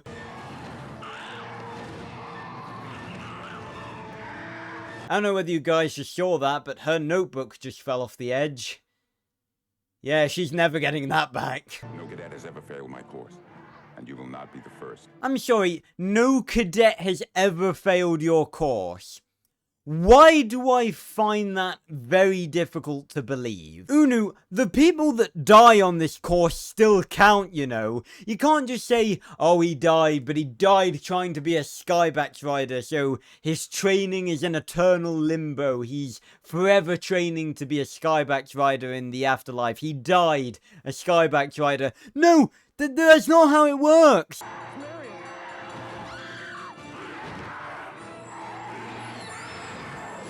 Haha, Sunstone, bitch! My mother sent me to study the pteranodons. She said they could hold it. You are not the only one concerned with the future of Dinotopia. Unu, mate, she may not be the only person concerned about the future, but she's the only one doing anything about it. The Sunstones are failing, and instead of doing something about it, you're here putting David and the rest of the cadets through near-death experiences. Your study of the pteranodons is now over. You're confined to quarters until further notice. Understood? Is that understood? Sir. Now it's here I think we can start to see that Marion is starting to change. Obviously we were presented with her in the first episode as very much of a good girl, you know, always does what she's told, follow the rules and so on. But she was actually sort of giving attitude back to Unu there, and I don't think that past Marion would have actually done that. So we can see that the two boys are actually starting to have an influence on her. And to be honest, it's not a bad influence, as we'll definitely see more of in episode 3. Because she's grown up her entire life, like, living in these Dinotopian ways. And I feel like the boys, obviously being an outside influence, or, you know, an influence that comes from outside Dinotopia, are sort of opening her eyes to the fact that Dinotopia isn't, you know, it's not really the utopia that she probably thought it was. You know, there are laws and there are rules about Dinotopia that are actually kind of ridiculous. Why isn't she making any noise? Maybe something's wrong with her. It's very strange. Hadrosaurs are known for their powerful voices. He's not a Hadrosaur! This is ridiculous. I thought it was only one instance. If they are repeatedly referring to the Chasmosaurs being a part of the Hadrosaur family, then that means it wasn't a one-off mistake. It means that research was done, incorrect information was given to the scriptwriters, and no one called them out on it. Surely to God they had dinosaur experts working on this thing that should have called them out on this. This is ridiculous. She is an orphan. Really? Last month, the village of Thamala was destroyed by the Tyrannosaurus herd that attacked you. Her mother was giving birth when it happened. She was trampled to death. So basically what you're saying is that she was trampled to death by 4 Tyrannosaurs. Because that's all that we saw of the herd, I'm just saying. Like, I really do find it really annoying that they build the Tyrannosaur herd up to be, like, this major thing, and we never properly see it. Like, I know that the CGI budget wasn't endless, but literally if you'd have shown me a valley full of T-Rexes, each one with the same animation, I would have said that that was cool. Like, they keep talking about this Tyrannosaur herd, I just want to see it. But you have to name her. All right, okay. 26. That's what I'm gonna call her. Happy? And so a legend of Dinotopia was born. Now, 26 herself doesn't actually play that much of a role in either the miniseries or the TV series, but she is actually a main character, I'd say probably the main character, in the animated film Dinotopia Quest for the Ruby Sunstone. And her involvement in that film makes the lore and the canonicity of that movie really fucking confusing. Like I said in the last episode, if you guys want me to sort of go through Quest for the Ruby Sunstone and analyze it the same way I'm doing for the miniseries after I've finished the miniseries and the TV series, then I absolutely will do that, because I imagine that'd be quite a an interesting video to film. And the others circling around and dividing the herd from behind, like a pincer. Very impressive. Look at Romana being all proud of David. Shame that doesn't go anywhere. But this is cool in that obviously David has spent basically his entire career so far as a Skybax cadet being the outcast, the loser, the person that can't do the things that everyone else can. But here, obviously, we're seeing that he can bring other things to the table as well. Like, he's quite a strategist, and obviously, you know, he is quite clever. And he's starting to earn the respect of his fellow students. Now, it seems that the diagrams they have here is seemingly a maneuver for protecting brachiosaur convoys from tyrannosaurs. But David used the word herd. And the convoys, that's not a herd. So it may be that they're actually talking about saving and protecting the convoys from the Tyrannosaur herd. So once again, we're getting more mentions of this thing that we're not going to see and that is really not important. Well, it is important, but we're not given the sense that it's actually important because we never fucking see it. Yeah, it is really cool, and it's really nice to see that David is sort of like, he's finding his confidence in not the stuff that he's not good at and learning to do, but what he can bring to the table.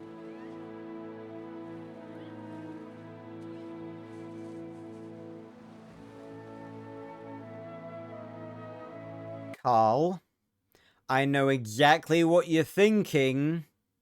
And that's suicide. Now, I'm not sure I really like this little bit in this episode because we've seen thus far in the episode, like, we've seen character development for Karl. We've seen that he slowly started to come round to the idea of Dinotopian life.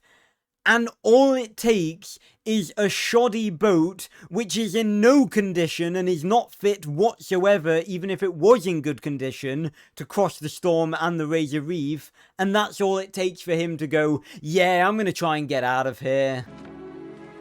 Karl's back at it again with the vandalism. First in episode 1, he was drawing 2 stegosaurs fucking on the school desk. Now he's actively ripping apart the beds. Very impressive. Oh, hey, Cyrus. Guess who? Yeah, that's right. Cyrus is back again. Because he always seems to find his way to wherever it is he probably shouldn't be. Never had you down as a nautical man?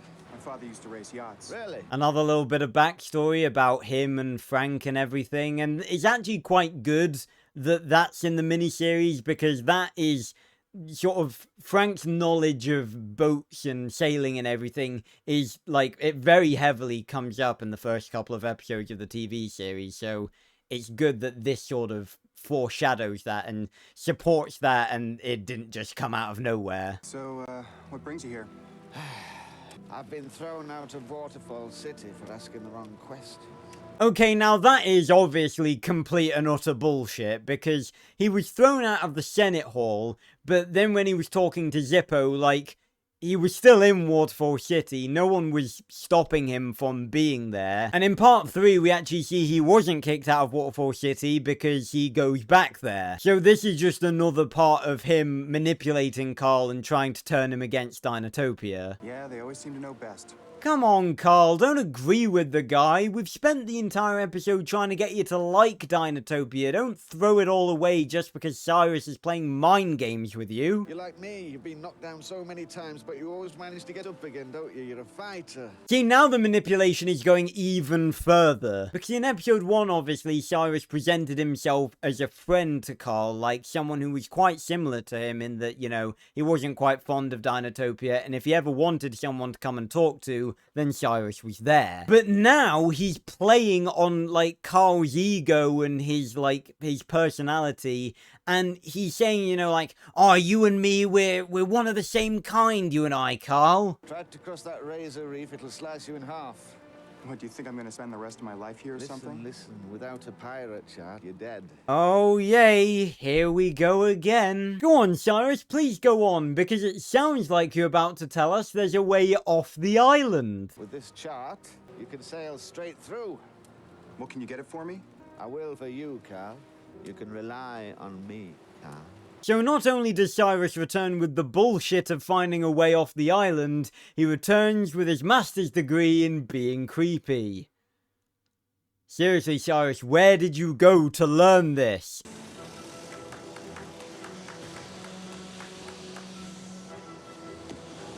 That was great, David. Thanks. You've done it. Marion, don't you fucking dare be jealous. Don't you be jealous of Romana and David when you swam naked with Karl and kissed him in the river. Don't you dare. Cadet Romana, I have something special for you. This was my father's. He would have been very proud. Now, if I hadn't seen the miniseries before I'd read the book, I don't think I'd be making this series defending it, but I'm interested to know if fans of the books experience, like, a sense of happy nostalgia when they saw Will's saddle. Either way, it's a very wholesome moment. And it actually makes me wonder what happened to Will, because clearly by Unu saying he would have been very proud, clearly he's not alive anymore. Now, obviously I can't confirm what ages people are because I simply don't have that information, but I'd say that Romana and Marion are probably around the same age, if maybe Romana's a bit older, perhaps. So it should make sense that Will and Sylvia should probably still be alive. So it probably means that their deaths weren't natural ones. Again, I really would have loved to know more information, but the information is just not there. Ah, you got rejected, David. And it won't be the last time that happens this episode either. Yeah. You must remember that the Pteranodons are now hunting above the Sentinel line, and that Canyon City has a curfew at sundown. Okay, if the Sentinels are still active, how are they hunting above the Sentinel line? That doesn't make sense. Because the way you said that makes it sound like before the Pteranodons weren't hunting above the Sentinel line out of respect for the Skybax and their riders. But that's not why they weren't hunting above the Sentinel line. They weren't hunting above the line because of the fucking Sunstones. Hold on, does that mean that the Sentinels have just died and we haven't been told about that? I'm going to be keeping an eye out if the backgrounds are shown again. I want to see if the Sunstones are still lit. What more do you want me to do? Spend a night with the Skybax, sleep in their nests. Then I will give you a saddle. This course.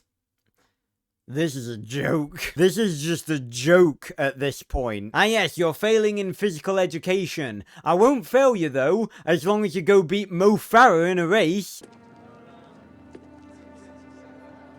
I heard what happened. I've only just noticed those rooms are really not good for privacy. There's not even a door! On either side! Honestly, these poor Skybax cadets, they're really... They don't have a good life. Did he say you have to climb on your own? No. But then I'll climb with you. Unless you would rather climb with one of your fellow cadets, such as Romana Dennison. I'm sorry, Marion. Do I detect a hint of jealousy coming from the same woman who kissed and skinny dipped with his brother? Honestly, I've been thinking about this up to the point of making this video, and I thought I was being too harsh on Marion, but this is not okay. You can't be jealous of David's relationship with Romana when you have Karl. That's... Oh. And after all of this, what happens in the nest, as we'll see... Jesus Christ. I like Romana very much. Good! Go for her instead! Stay away from Marion! But I don't want to climb with Romana. Well, that's quite a shame, David, because she is both more experienced and may or may not possibly might be into you as well. I can get you this pirate chart you need, but they won't part with it for nothing. Oh, the bullshit never ends with Cyrus, does it? It really never ends. You know I don't have any money. No. Not money they need. I'll tell you what they want. That little sunstone from the hatchery roof. Okay, let me briefly talk about what's happening here. The way Cyrus is saying this, he's saying it like there are these shady people that have the pirate chart that Karl needs, and he's trying to do a deal with them, and they want the Sunstone in exchange for the map. All of that is bullshit. There are no shady people who have the pirate chart. Cyrus is the one who has it. And the only reason he's doing all of this is because he needs the Sunstone. We'll find out what for in episode 3. But the question still remains, where did he get the fucking thing? Now, my first guess would be that he finally finished translating the information from the captain's log of the Rebecca's Folly that Karl got for him, because he told Karl that that book was the secret to finding a way out. And the way I understand it, that book actually talked about 2 separate ships, and one of them passed through the storm and the Razor Reef from the outside into Dinotopia successfully. But from that book that we saw in the previous episode, it looks like it was a direct path. And as we'll see, when we actually see this fabled pirate chart that Cyrus is going to get for Karl, the path outlined on it is anything but straight, and it is definitely not something a gigantic ship could have done. So where in the fuck has he gotten this thing from? And you may be thinking, oh, well, this isn't a real pirate chart, it's just something that he's made up in exchange to get Karl to get him the Sunstone. Well, there's actually some dialogue that may suggest otherwise. Anyway, let's carry on trying to diagnose this bullshit. No, no way. Stealing the book is one thing, but I'm not taking their Sunstone. Although at least it shows that there is some level of care for Dinotopia from Karl's perspective, because had Cyrus asked him this, like, in episode 1, before he'd gone through all of this and started to grow a certain small fondness for Dinotopia, I think he probably would have taken it without question. But the fact that he's so strongly disagreeing with the concept, that's just good character development from Karl. Also, Karl made the point of not having any money. It's never actually addressed what currency is used in Dinotopia. I did a little bit of research, and apparently they use little gold coins, so apparently there is actually some sort of currency in Dinotopia, we just never really see it, and we never really have it explained. What's more important, your life or one of their silly little sunstones? They've got vaults full of them in Waterfall City. I've seen them with my own eyes. It's funny how when he outed Mayor Waldo about not having any sunstones left in the city vault, he was technically being a good guy. Oh, Cyrus, you are a slippery snake. What have the Scalies ever done for you, eh? I'll tell you, nothing. Big fat nothing. I can't, it's a hatchery. I mean, in fairness, Karl, Cyrus has a point. The only thing they've done for you is put you under that weird drug trance in the Earth ritual. I am not letting that go. Anyway, if this chart is so great, why are you still here? Oh, I'm going. Don't worry about that. When I've got enough treasure to make me king of the world, I'm going. See, what in the fuck does that mean? Because that part in particular didn't sound like Cyrus was bullshitting, so where in the fuck is he gonna get treasure from? That might have something to do with the world beneath, but the way he's talking here, it does sound like he has a solid, concrete plan to get him off the island, and he hasn't done it yet. I'm telling you, I wasn't lying when I said that this whole weird story arc between Karl and Cyrus was the most convoluted thing of the whole fucking miniseries. I'll take my chances without this chart. Well, you do that.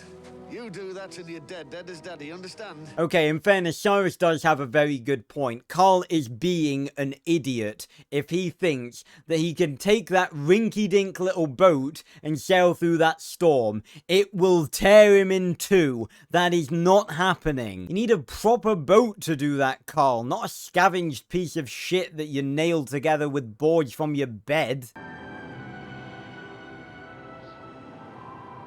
Okay, I'm sorry.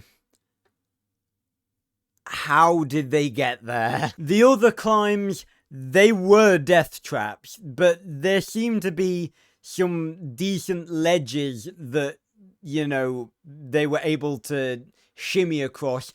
That is just a straight cliff face. There is no way the two of them managed to climb that. I don't care what anyone says. There's no way.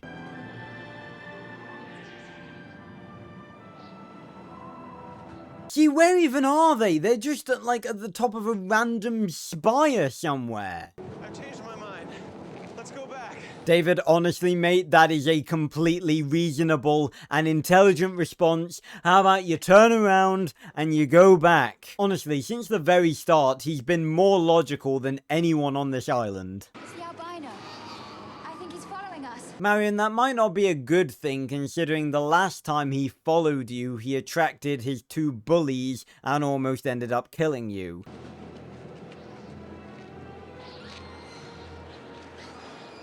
Honestly, I know I've said 1,001 times that this is a death trap, but just imagining the physical experience of being up there, it's terrifying. Why? This is just suicide. It just is. It's a death trap, and yeah, it just is. You must learn to let go of your fears. Well, you're not perfect yourself. No one's perfect, but since you clearly have something to say, perhaps you can tell me what my imperfections are. Maybe I can improve. I'll tell you a way you could improve, Marion. Not spending the entire episode leading him on when you're clearly in love with his brother! I mean, why can't you just loosen up or behave badly or tell a lie? Oh yeah, that's right, David, because you're such a bad boy.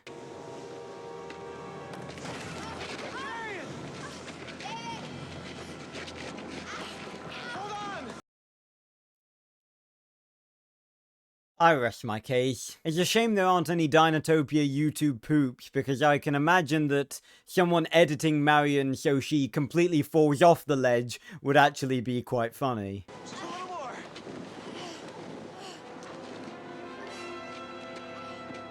See, theoretically, what would have happened if Marion had fallen to her death? Because she only would have been up there because Unu asked David to climb up into the Skybax nests. To be honest, Waldo would probably blame David, to be perfectly honest. We made it, Marion. Yes, It's amazing, isn't it? it is. Yeah, it's amazing until you remember that you're staying the night in a pterosaur nest, and no matter what creature you're dealing with on Dinotopia, they're all pretty protective of their eggs. Honestly, through half of their little conversation there, it honestly sounded like David was like, yeah, we did it, and Marion was just like, what in the genuine fuck am I doing up here? Okay, we've learned that dinosaurs can speak in some way, like through roars and groans and stuff, in some sort of language that humans can understand. I'm not sure how I feel about 26 literally being able to basically say Karl's name, because that happens a lot. I'm not a big fan of that, to be honest. As you can probably tell, they have two sort of different things for 26. They have an actual physical model, which I'm pretty sure is like a puppet that you can operate by holding it. And then, of course, they have the CGI model. You can very easily tell the difference. Unu's father made him climb up here before he could join the Corps. Ah, so now we know where Unu gets his insanity from. You're going to fly, David. I'm sure of it. My mother's never wrong about such things. Well, I mean, there's a first time for everything, isn't there? I kind of wish she'd be wrong about some things, because so far she's just given me the impression that she's creepy. Why are you looking at me like that? Because you've spent the entire episode leading him on, Marion. Why the fuck do you think he's looking at you like that? Ever since I saw you with that Ankylosaurus, you remember, with the toothache? Oh, him. Oh, it was such a long time ago. That line right there. What does that mean? Because I have said throughout this entire episode thus far that I am annoyed that we don't get any sense of time. We never know how long any of the characters spend doing anything. We didn't know how long the school term lasted. We didn't know how long Karl and David and Marion spent on Earth Farm. And God knows how long David's been at Canyon City with Marion so far. And I told you guys earlier that one of the descriptions for the TV series states that in the first episode, it's only been a month. But if Marion has just said, oh, that was such a long time ago, I'm thinking it's probably been, like, several months. I just want someone to tell us, like, how long they've been here, please. This is literally driving me insane. I think I'm falling in love with you. I don't know how else to say it. In love? In love? What on earth would have caused you to have those feelings for me, David? This is ridiculous. I can't fathom how badly Marion's character has been written in this second episode. She must be doing this deliberately, surely to God. I'm very flattered. And that is the one thing that absolutely no guy on planet Earth ever wants to hear. There's no chance you have any kind of feelings for me? When I saw you with Romana, I felt something. Okay, let's recap for a second. Marion, swims naked with and kisses Karl. Marion then goes to Canyon City with David, giving him constant, more than friendly compliments. She is then very clearly jealous when she sees David spending time with Romana. And when he finally admits his feelings, at first she's just like, no, I don't have feelings for you, but yes, I was jealous when you spent time with that other girl. Well, there are certain things my training doesn't seem to have prepared me for. What, like the common sense that you shouldn't be jealous of one brother when you kissed and clearly have feelings for the other?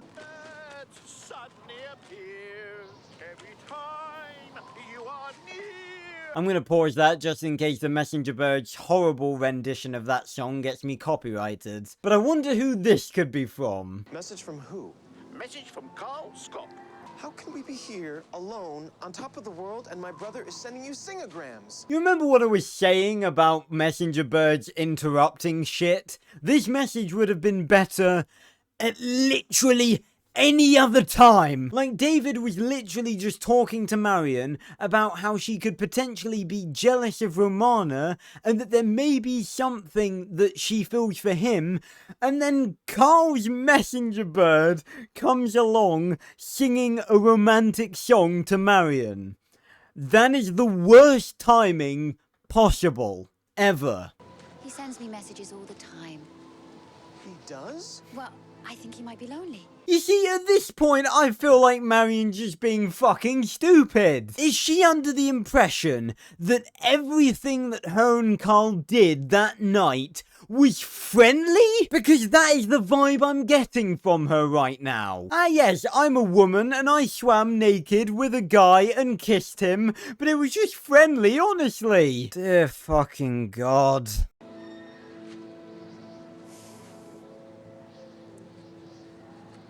Yeah, you really fucked up with David, didn't you, Marion? Anyway, meanwhile, we go back to Karl about to commit another crime.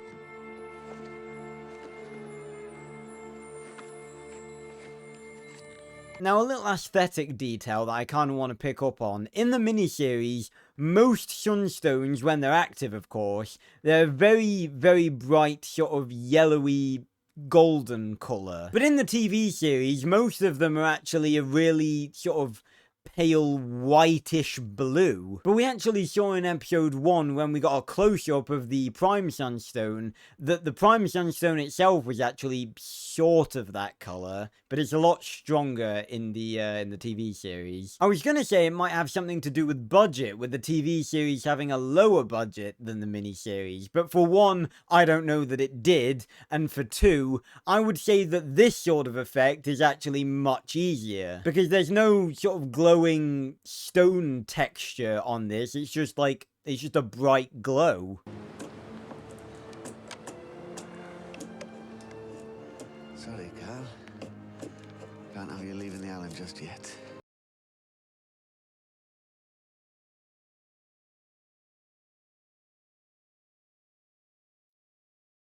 What do you mean? See, what does that mean? Because up until this point, I absolutely would have bought the idea that the sea chart that Cyrus is going to give Karl is fake. But he's just said, oh, can't have you leaving the island just then.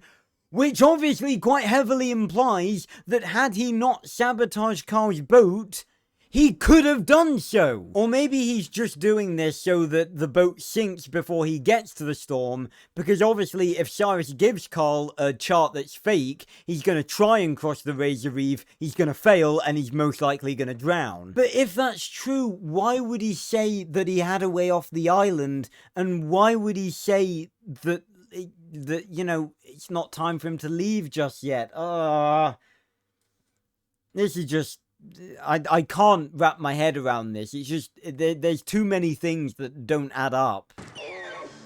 Hold very still. You must speak his name. His name? How am I supposed to know his name? Use the Force, David. So great, Marion's now teaching David her weird matriarch magic. His name is Freefall. No, I'm sorry, I can't. I can't. That's just... No. What? No, no, no, no. No. This is almost as ridiculous to when Marion fucking randomly resurrected David in part 1. How does that work? You have the sunstone? Got the charge? From your tone up, think you didn't trust me. Oh, God forbid, Cyrus. We always trust the word of a guy with a master's degree in being a creepy arsehole. Sunstone? It's very dumb of Cyrus to not check the bag. I'm just saying. I feel like him, of all people, would definitely check the bag. I mean, Karl is just, like, asked, you know, he asked for the sea chart before he handed over the sunstone. So, yeah, Cyrus probably should have checked that. Thanks, Cyrus.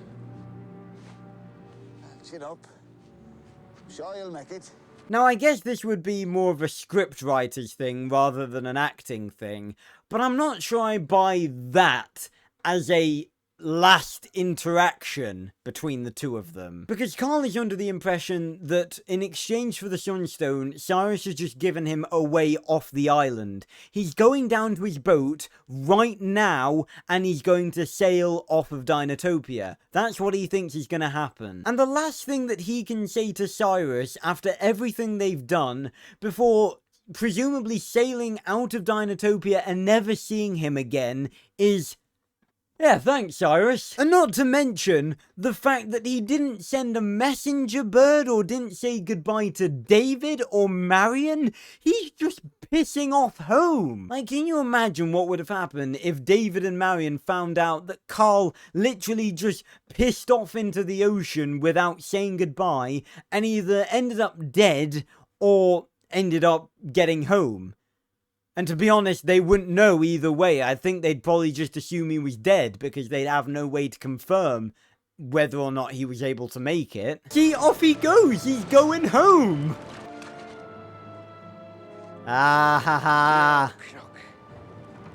You filthy, lousy cheat. I like you. You were right about one thing, Cyrus. He's a lot like you. You taught him too well. Right, so let's have a look at this map. Okay, so it does look to be pretty much a straight shot straight through the Razor Reef to the other side. But again, I don't know where he's got this information from, whether this is actually real and this is what he got from studying the captain's log of the Rebecca's Folly, or whether this is just something random he pulled out of his arsehole that isn't real at all. But either way, even if this was real, I heavily doubt that he'd be able to make it through the storm. Because as we discussed in the last episode, while the Razor Reef is obviously a very big issue for boats, it's the storm that is the major thing, because even if this route, even if this sea chart provided Karl with a way through the Razor Reef, like through the reef so that they didn't chop up his boat, there's still the storm and rain and everything. It'd fill up his boat before he even got halfway. I mean, none of it matters, obviously, because Karl's gonna sink thanks to Cyrus, but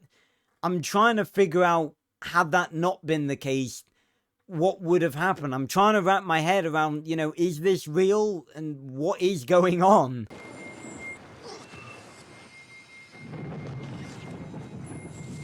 Okay, there is no physical way that Karl could have thrown the Sunstone that far. At absolute best, he's throwing it back to the beach. That was insane.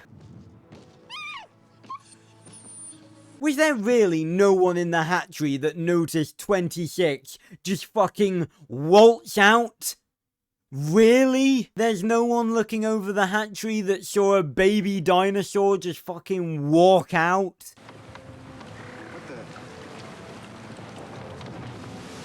Can I just say, I cannot believe it took him that long to figure out that he had a leak in the boat. Surely that's something you would check before you shoved off. Like, you would just look to make sure that there's no water coming in. See, she is actively saying his name there. Like, she's speaking full English. This is ridiculous.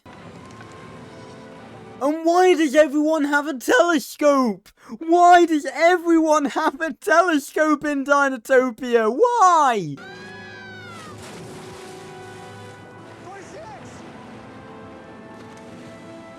Oh, he really does have a good heart inside him somewhere, Karl. Like, he may be arrogant and selfish, but he's nowhere near heartless. Like, there wasn't even a moment's hesitation when 26 fell into the water. He just... he abandoned the boat and the sea chart, and he just dived into the water and went after her. I know obviously that's something that anyone who isn't an emotionless psychopath should do, but there was not a moment of hesitation. Go on, Karl, get her out of there. Good lad. And there goes the boat. And the sea chart.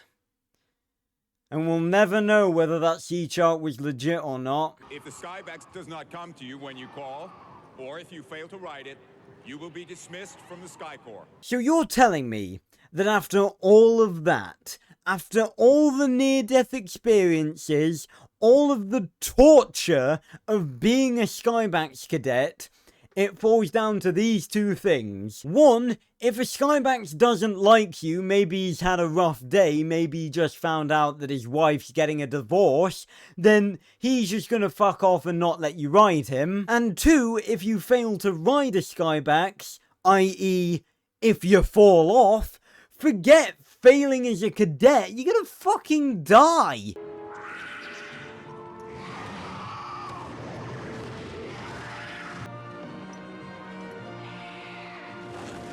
Can you imagine if when she went to put the saddle over the Skybax, she just like accidentally chucked it off the cliff? Ah yes, this was your father's saddle, he would have been very proud. Yeet! But to give them credit, they did blend the CGI and the real world elements really well. Especially for 2002, obviously.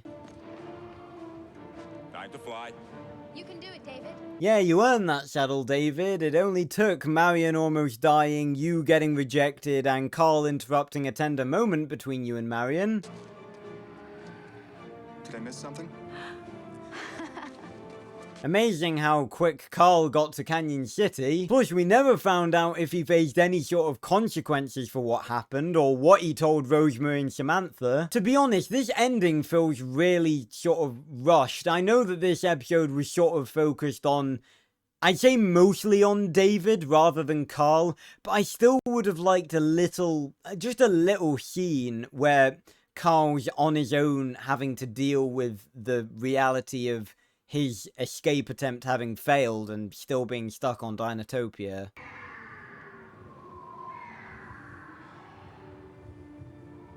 You have been rejected, cadet. Calm down. God, imagine being in that situation, because David has arguably overcome far more than anyone on the course. Because not only obviously did he not grow up in Dinotopia and was not used to the extreme environments of Canyon City, he was more terrified than anyone, and he had to do something extra. And after all of that, he got rejected. That is lunacy. Poor David's been rejected 3 separate times in one episode. God, despite being an episode basically devoted to his character development, he really has not had it easy this episode. Hold on, did you guys hear that just then? There was like a weird... There was a weird bit of background noise. It sounded like a plane was flying overhead. That was a real weird bit of sound design. I wonder if that was actually some sort of mistake and there was an actual plane flying by and this was the only usable take. I am sorry, David. You will never ride a Skybax, and you are dismissed from the Corps forthwith. Funny thing is, he is actually right about David never riding a Skybax. But that doesn't mean he won't ever be a rider, as we'll see in a second.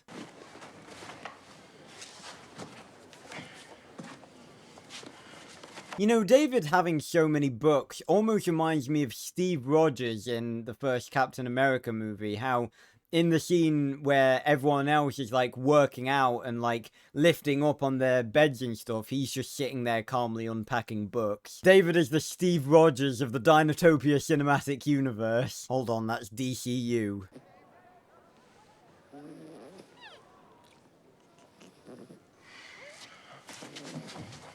Can you imagine how much of a mindfuck that would be for David? He's like stricken with sadness and grief about being rejected from being a Skybax rider, and he just sees on his bed there's just a sleeping baby Chasmosaur. He's just like, what the fuck is that? I'm proud of you. Just leave me alone, okay? You tried. You didn't quit. I wish Dad could have seen you. He didn't need to see me fail again. Again, we're at the very end of another episode, and we get another little moment of, not reconciliation, but a little nice moment between Karl and David, where Karl is actually being the nice one for once. Because he knows that David's going through a tough time right now. He knows that he needs someone, and, you know, again, he is still his half-brother. I do want to keep reinforcing this, because as a half-brother, you know, obviously their relationship isn't going to be that strong, but you know, they are in some way brothers, and Karl knows that, you know, he needs him right now, and he's willing to be there for David. I don't believe it. He's gonna jump. Can you honestly imagine? Like, he literally just offs himself right there. Honestly, after everything that they put him through, I don't think that's a completely unrealistic idea. But obviously, that's not what's happening here. Oh, you can actually see the moon in this shot. That's actually quite a nice detail. And now that I think about it, obviously, you can quite often see the moon in the sky, you know, during the daytime. And I don't think I've ever seen a lot of, like, sky shots that has that as a detail. It's pretty neat. Guess who? Hell yeah! Who needs a Skybax? David! It's very sweet that Romana was the one, like, concerned about David, but clearly no reason to be concerned because Gideon Altair may have been the first man to ride a Skybax, but David was the first man to ride a wild pteranodon. First man to ride a carnivore, go David! And off he flies off into the sunset. And that's it for another episode. Okay, this one definitely took longer to film. So everyone, that was episode 2 of the Dinotopia miniseries. As I mentioned in the rewatch, it's definitely, in my opinion, the worst out of the 3, in that if I'm going to watch an episode of the miniseries, it probably won't be this one. But of course, that's not to say that it was bad, I just prefer the events that happen in episode 1 and episode 3. But as well as seeing a bunch of cool new locations, we really got some good character development in this episode. Despite the fact that we saw in episode 1 that David has no problem with Dinotopian life and was actually willing to stay there, we really saw him come out of his shell in this episode, and the bravery that he gained in this episode by training to be a Skybax rider is definitely something that we're going to be seeing in future episodes. Whereas Karl, on the other hand, in episode 1 we saw that he was not interested in being a Dinotopian and staying in Dinotopia at all, but in this episode we actually saw him start to come round to the idea of Dinotopian life. And we actually saw him begin to show empathy towards Dinotopia, especially with 26, and when Cyrus was asking him to steal the Sunstone from the hatchery. And we even got some character development for Marion as well. Obviously in the first episode she was showcased as this sort of Waterfall City good girl, but in this episode we really started to see that David and Karl have actually had an influence on her. And we actually saw her start to rebel against the ways of Dinotopia that she's grown up with all her life. And that is going to be a major part of her character going forwards, most notably in the TV series. Now, one thing I'm very glad that the TV series didn't continue is the moronic and tiresome plotline of Marion seemingly being unable to choose between Karl and David. I honestly don't think they meant to make her this way, but just the way she behaves in this episode has really transformed her from the sort of interesting and well-rounded Dinotopian character that we knew in episode 1 into a tiresome, oblivious moron. She spends the whole time at Earthfarm building a relationship with Karl, which obviously culminates in her going skinny dipping and kissing Karl, and then she spends the entirety of the time at Canyon City with David, leading him on, possibly unintentionally, whilst also showing jealousy towards him and Romana. And then, when she's in the nest with David and he admits his feelings for her, she acts surprised, then rejects him, and then admits that she was jealous of him and Romana. I'm not against the idea of Marion not being able to choose between Karl and David. What I can't stand is the stupidity of her being so completely oblivious that she's leading David on, then rejecting him when she has been jealous of Romana hanging out with him. It's honestly ridiculous. There's no resolve to it in episode 3 either, and I'm so glad that in the TV series she just ended up going with Karl. Because I personally do believe that she belongs with Karl, and whether the TV series ruined Karl or not, and let me tell you, it did, I'd much rather have Marion go out with that version of Karl than continue this stupid, tiresome, moronic plotline about Marion seemingly being completely oblivious. Now, while obviously this episode was focused on character development, we did get the actually not so subtle progression of the plotline of the entire miniseries, which is of course the failing of the Sunstones. In episode 1 we were sort of let in on the fact that that was a emerging problem and that it might be a very big problem going forward. And in episode 2 of course we really saw that it is not a minor problem anymore and that even the most major of Sunstones are beginning to fail. Now because of this, the third and final episode of the miniseries is going to be completely plot-focused. In episode 3, we're going to see Dinotopia go to hell as every sunstone on the island goes dark. And Karl and David are going to have to go on a dangerous journey to the world beneath to find new sunstones. So stay tuned for the breakdown of episode 3 sometime soon, and if you did enjoy this video, make sure to leave a like and comment down below, and subscribe if you want to see more Dinotopia stuff from this guy right here. If you're a Dinotopia fan and you want somewhere to hang out with other Dinotopia fans, I have 3 different places to tell you about. The first is the Dinotopian subreddit, which I actually created myself. The second is the unofficial Dinotopia Discord, which I also created, and the third is my own personal YouTube Discord. If you want to stay up to date with everything I'm doing Dinotopian and otherwise, then make sure to go and join that one, and all 3 of the links will be down there in the description down below. So thanks so much for watching everyone, and I will see you on another video very, very soon. Goodbye everyone.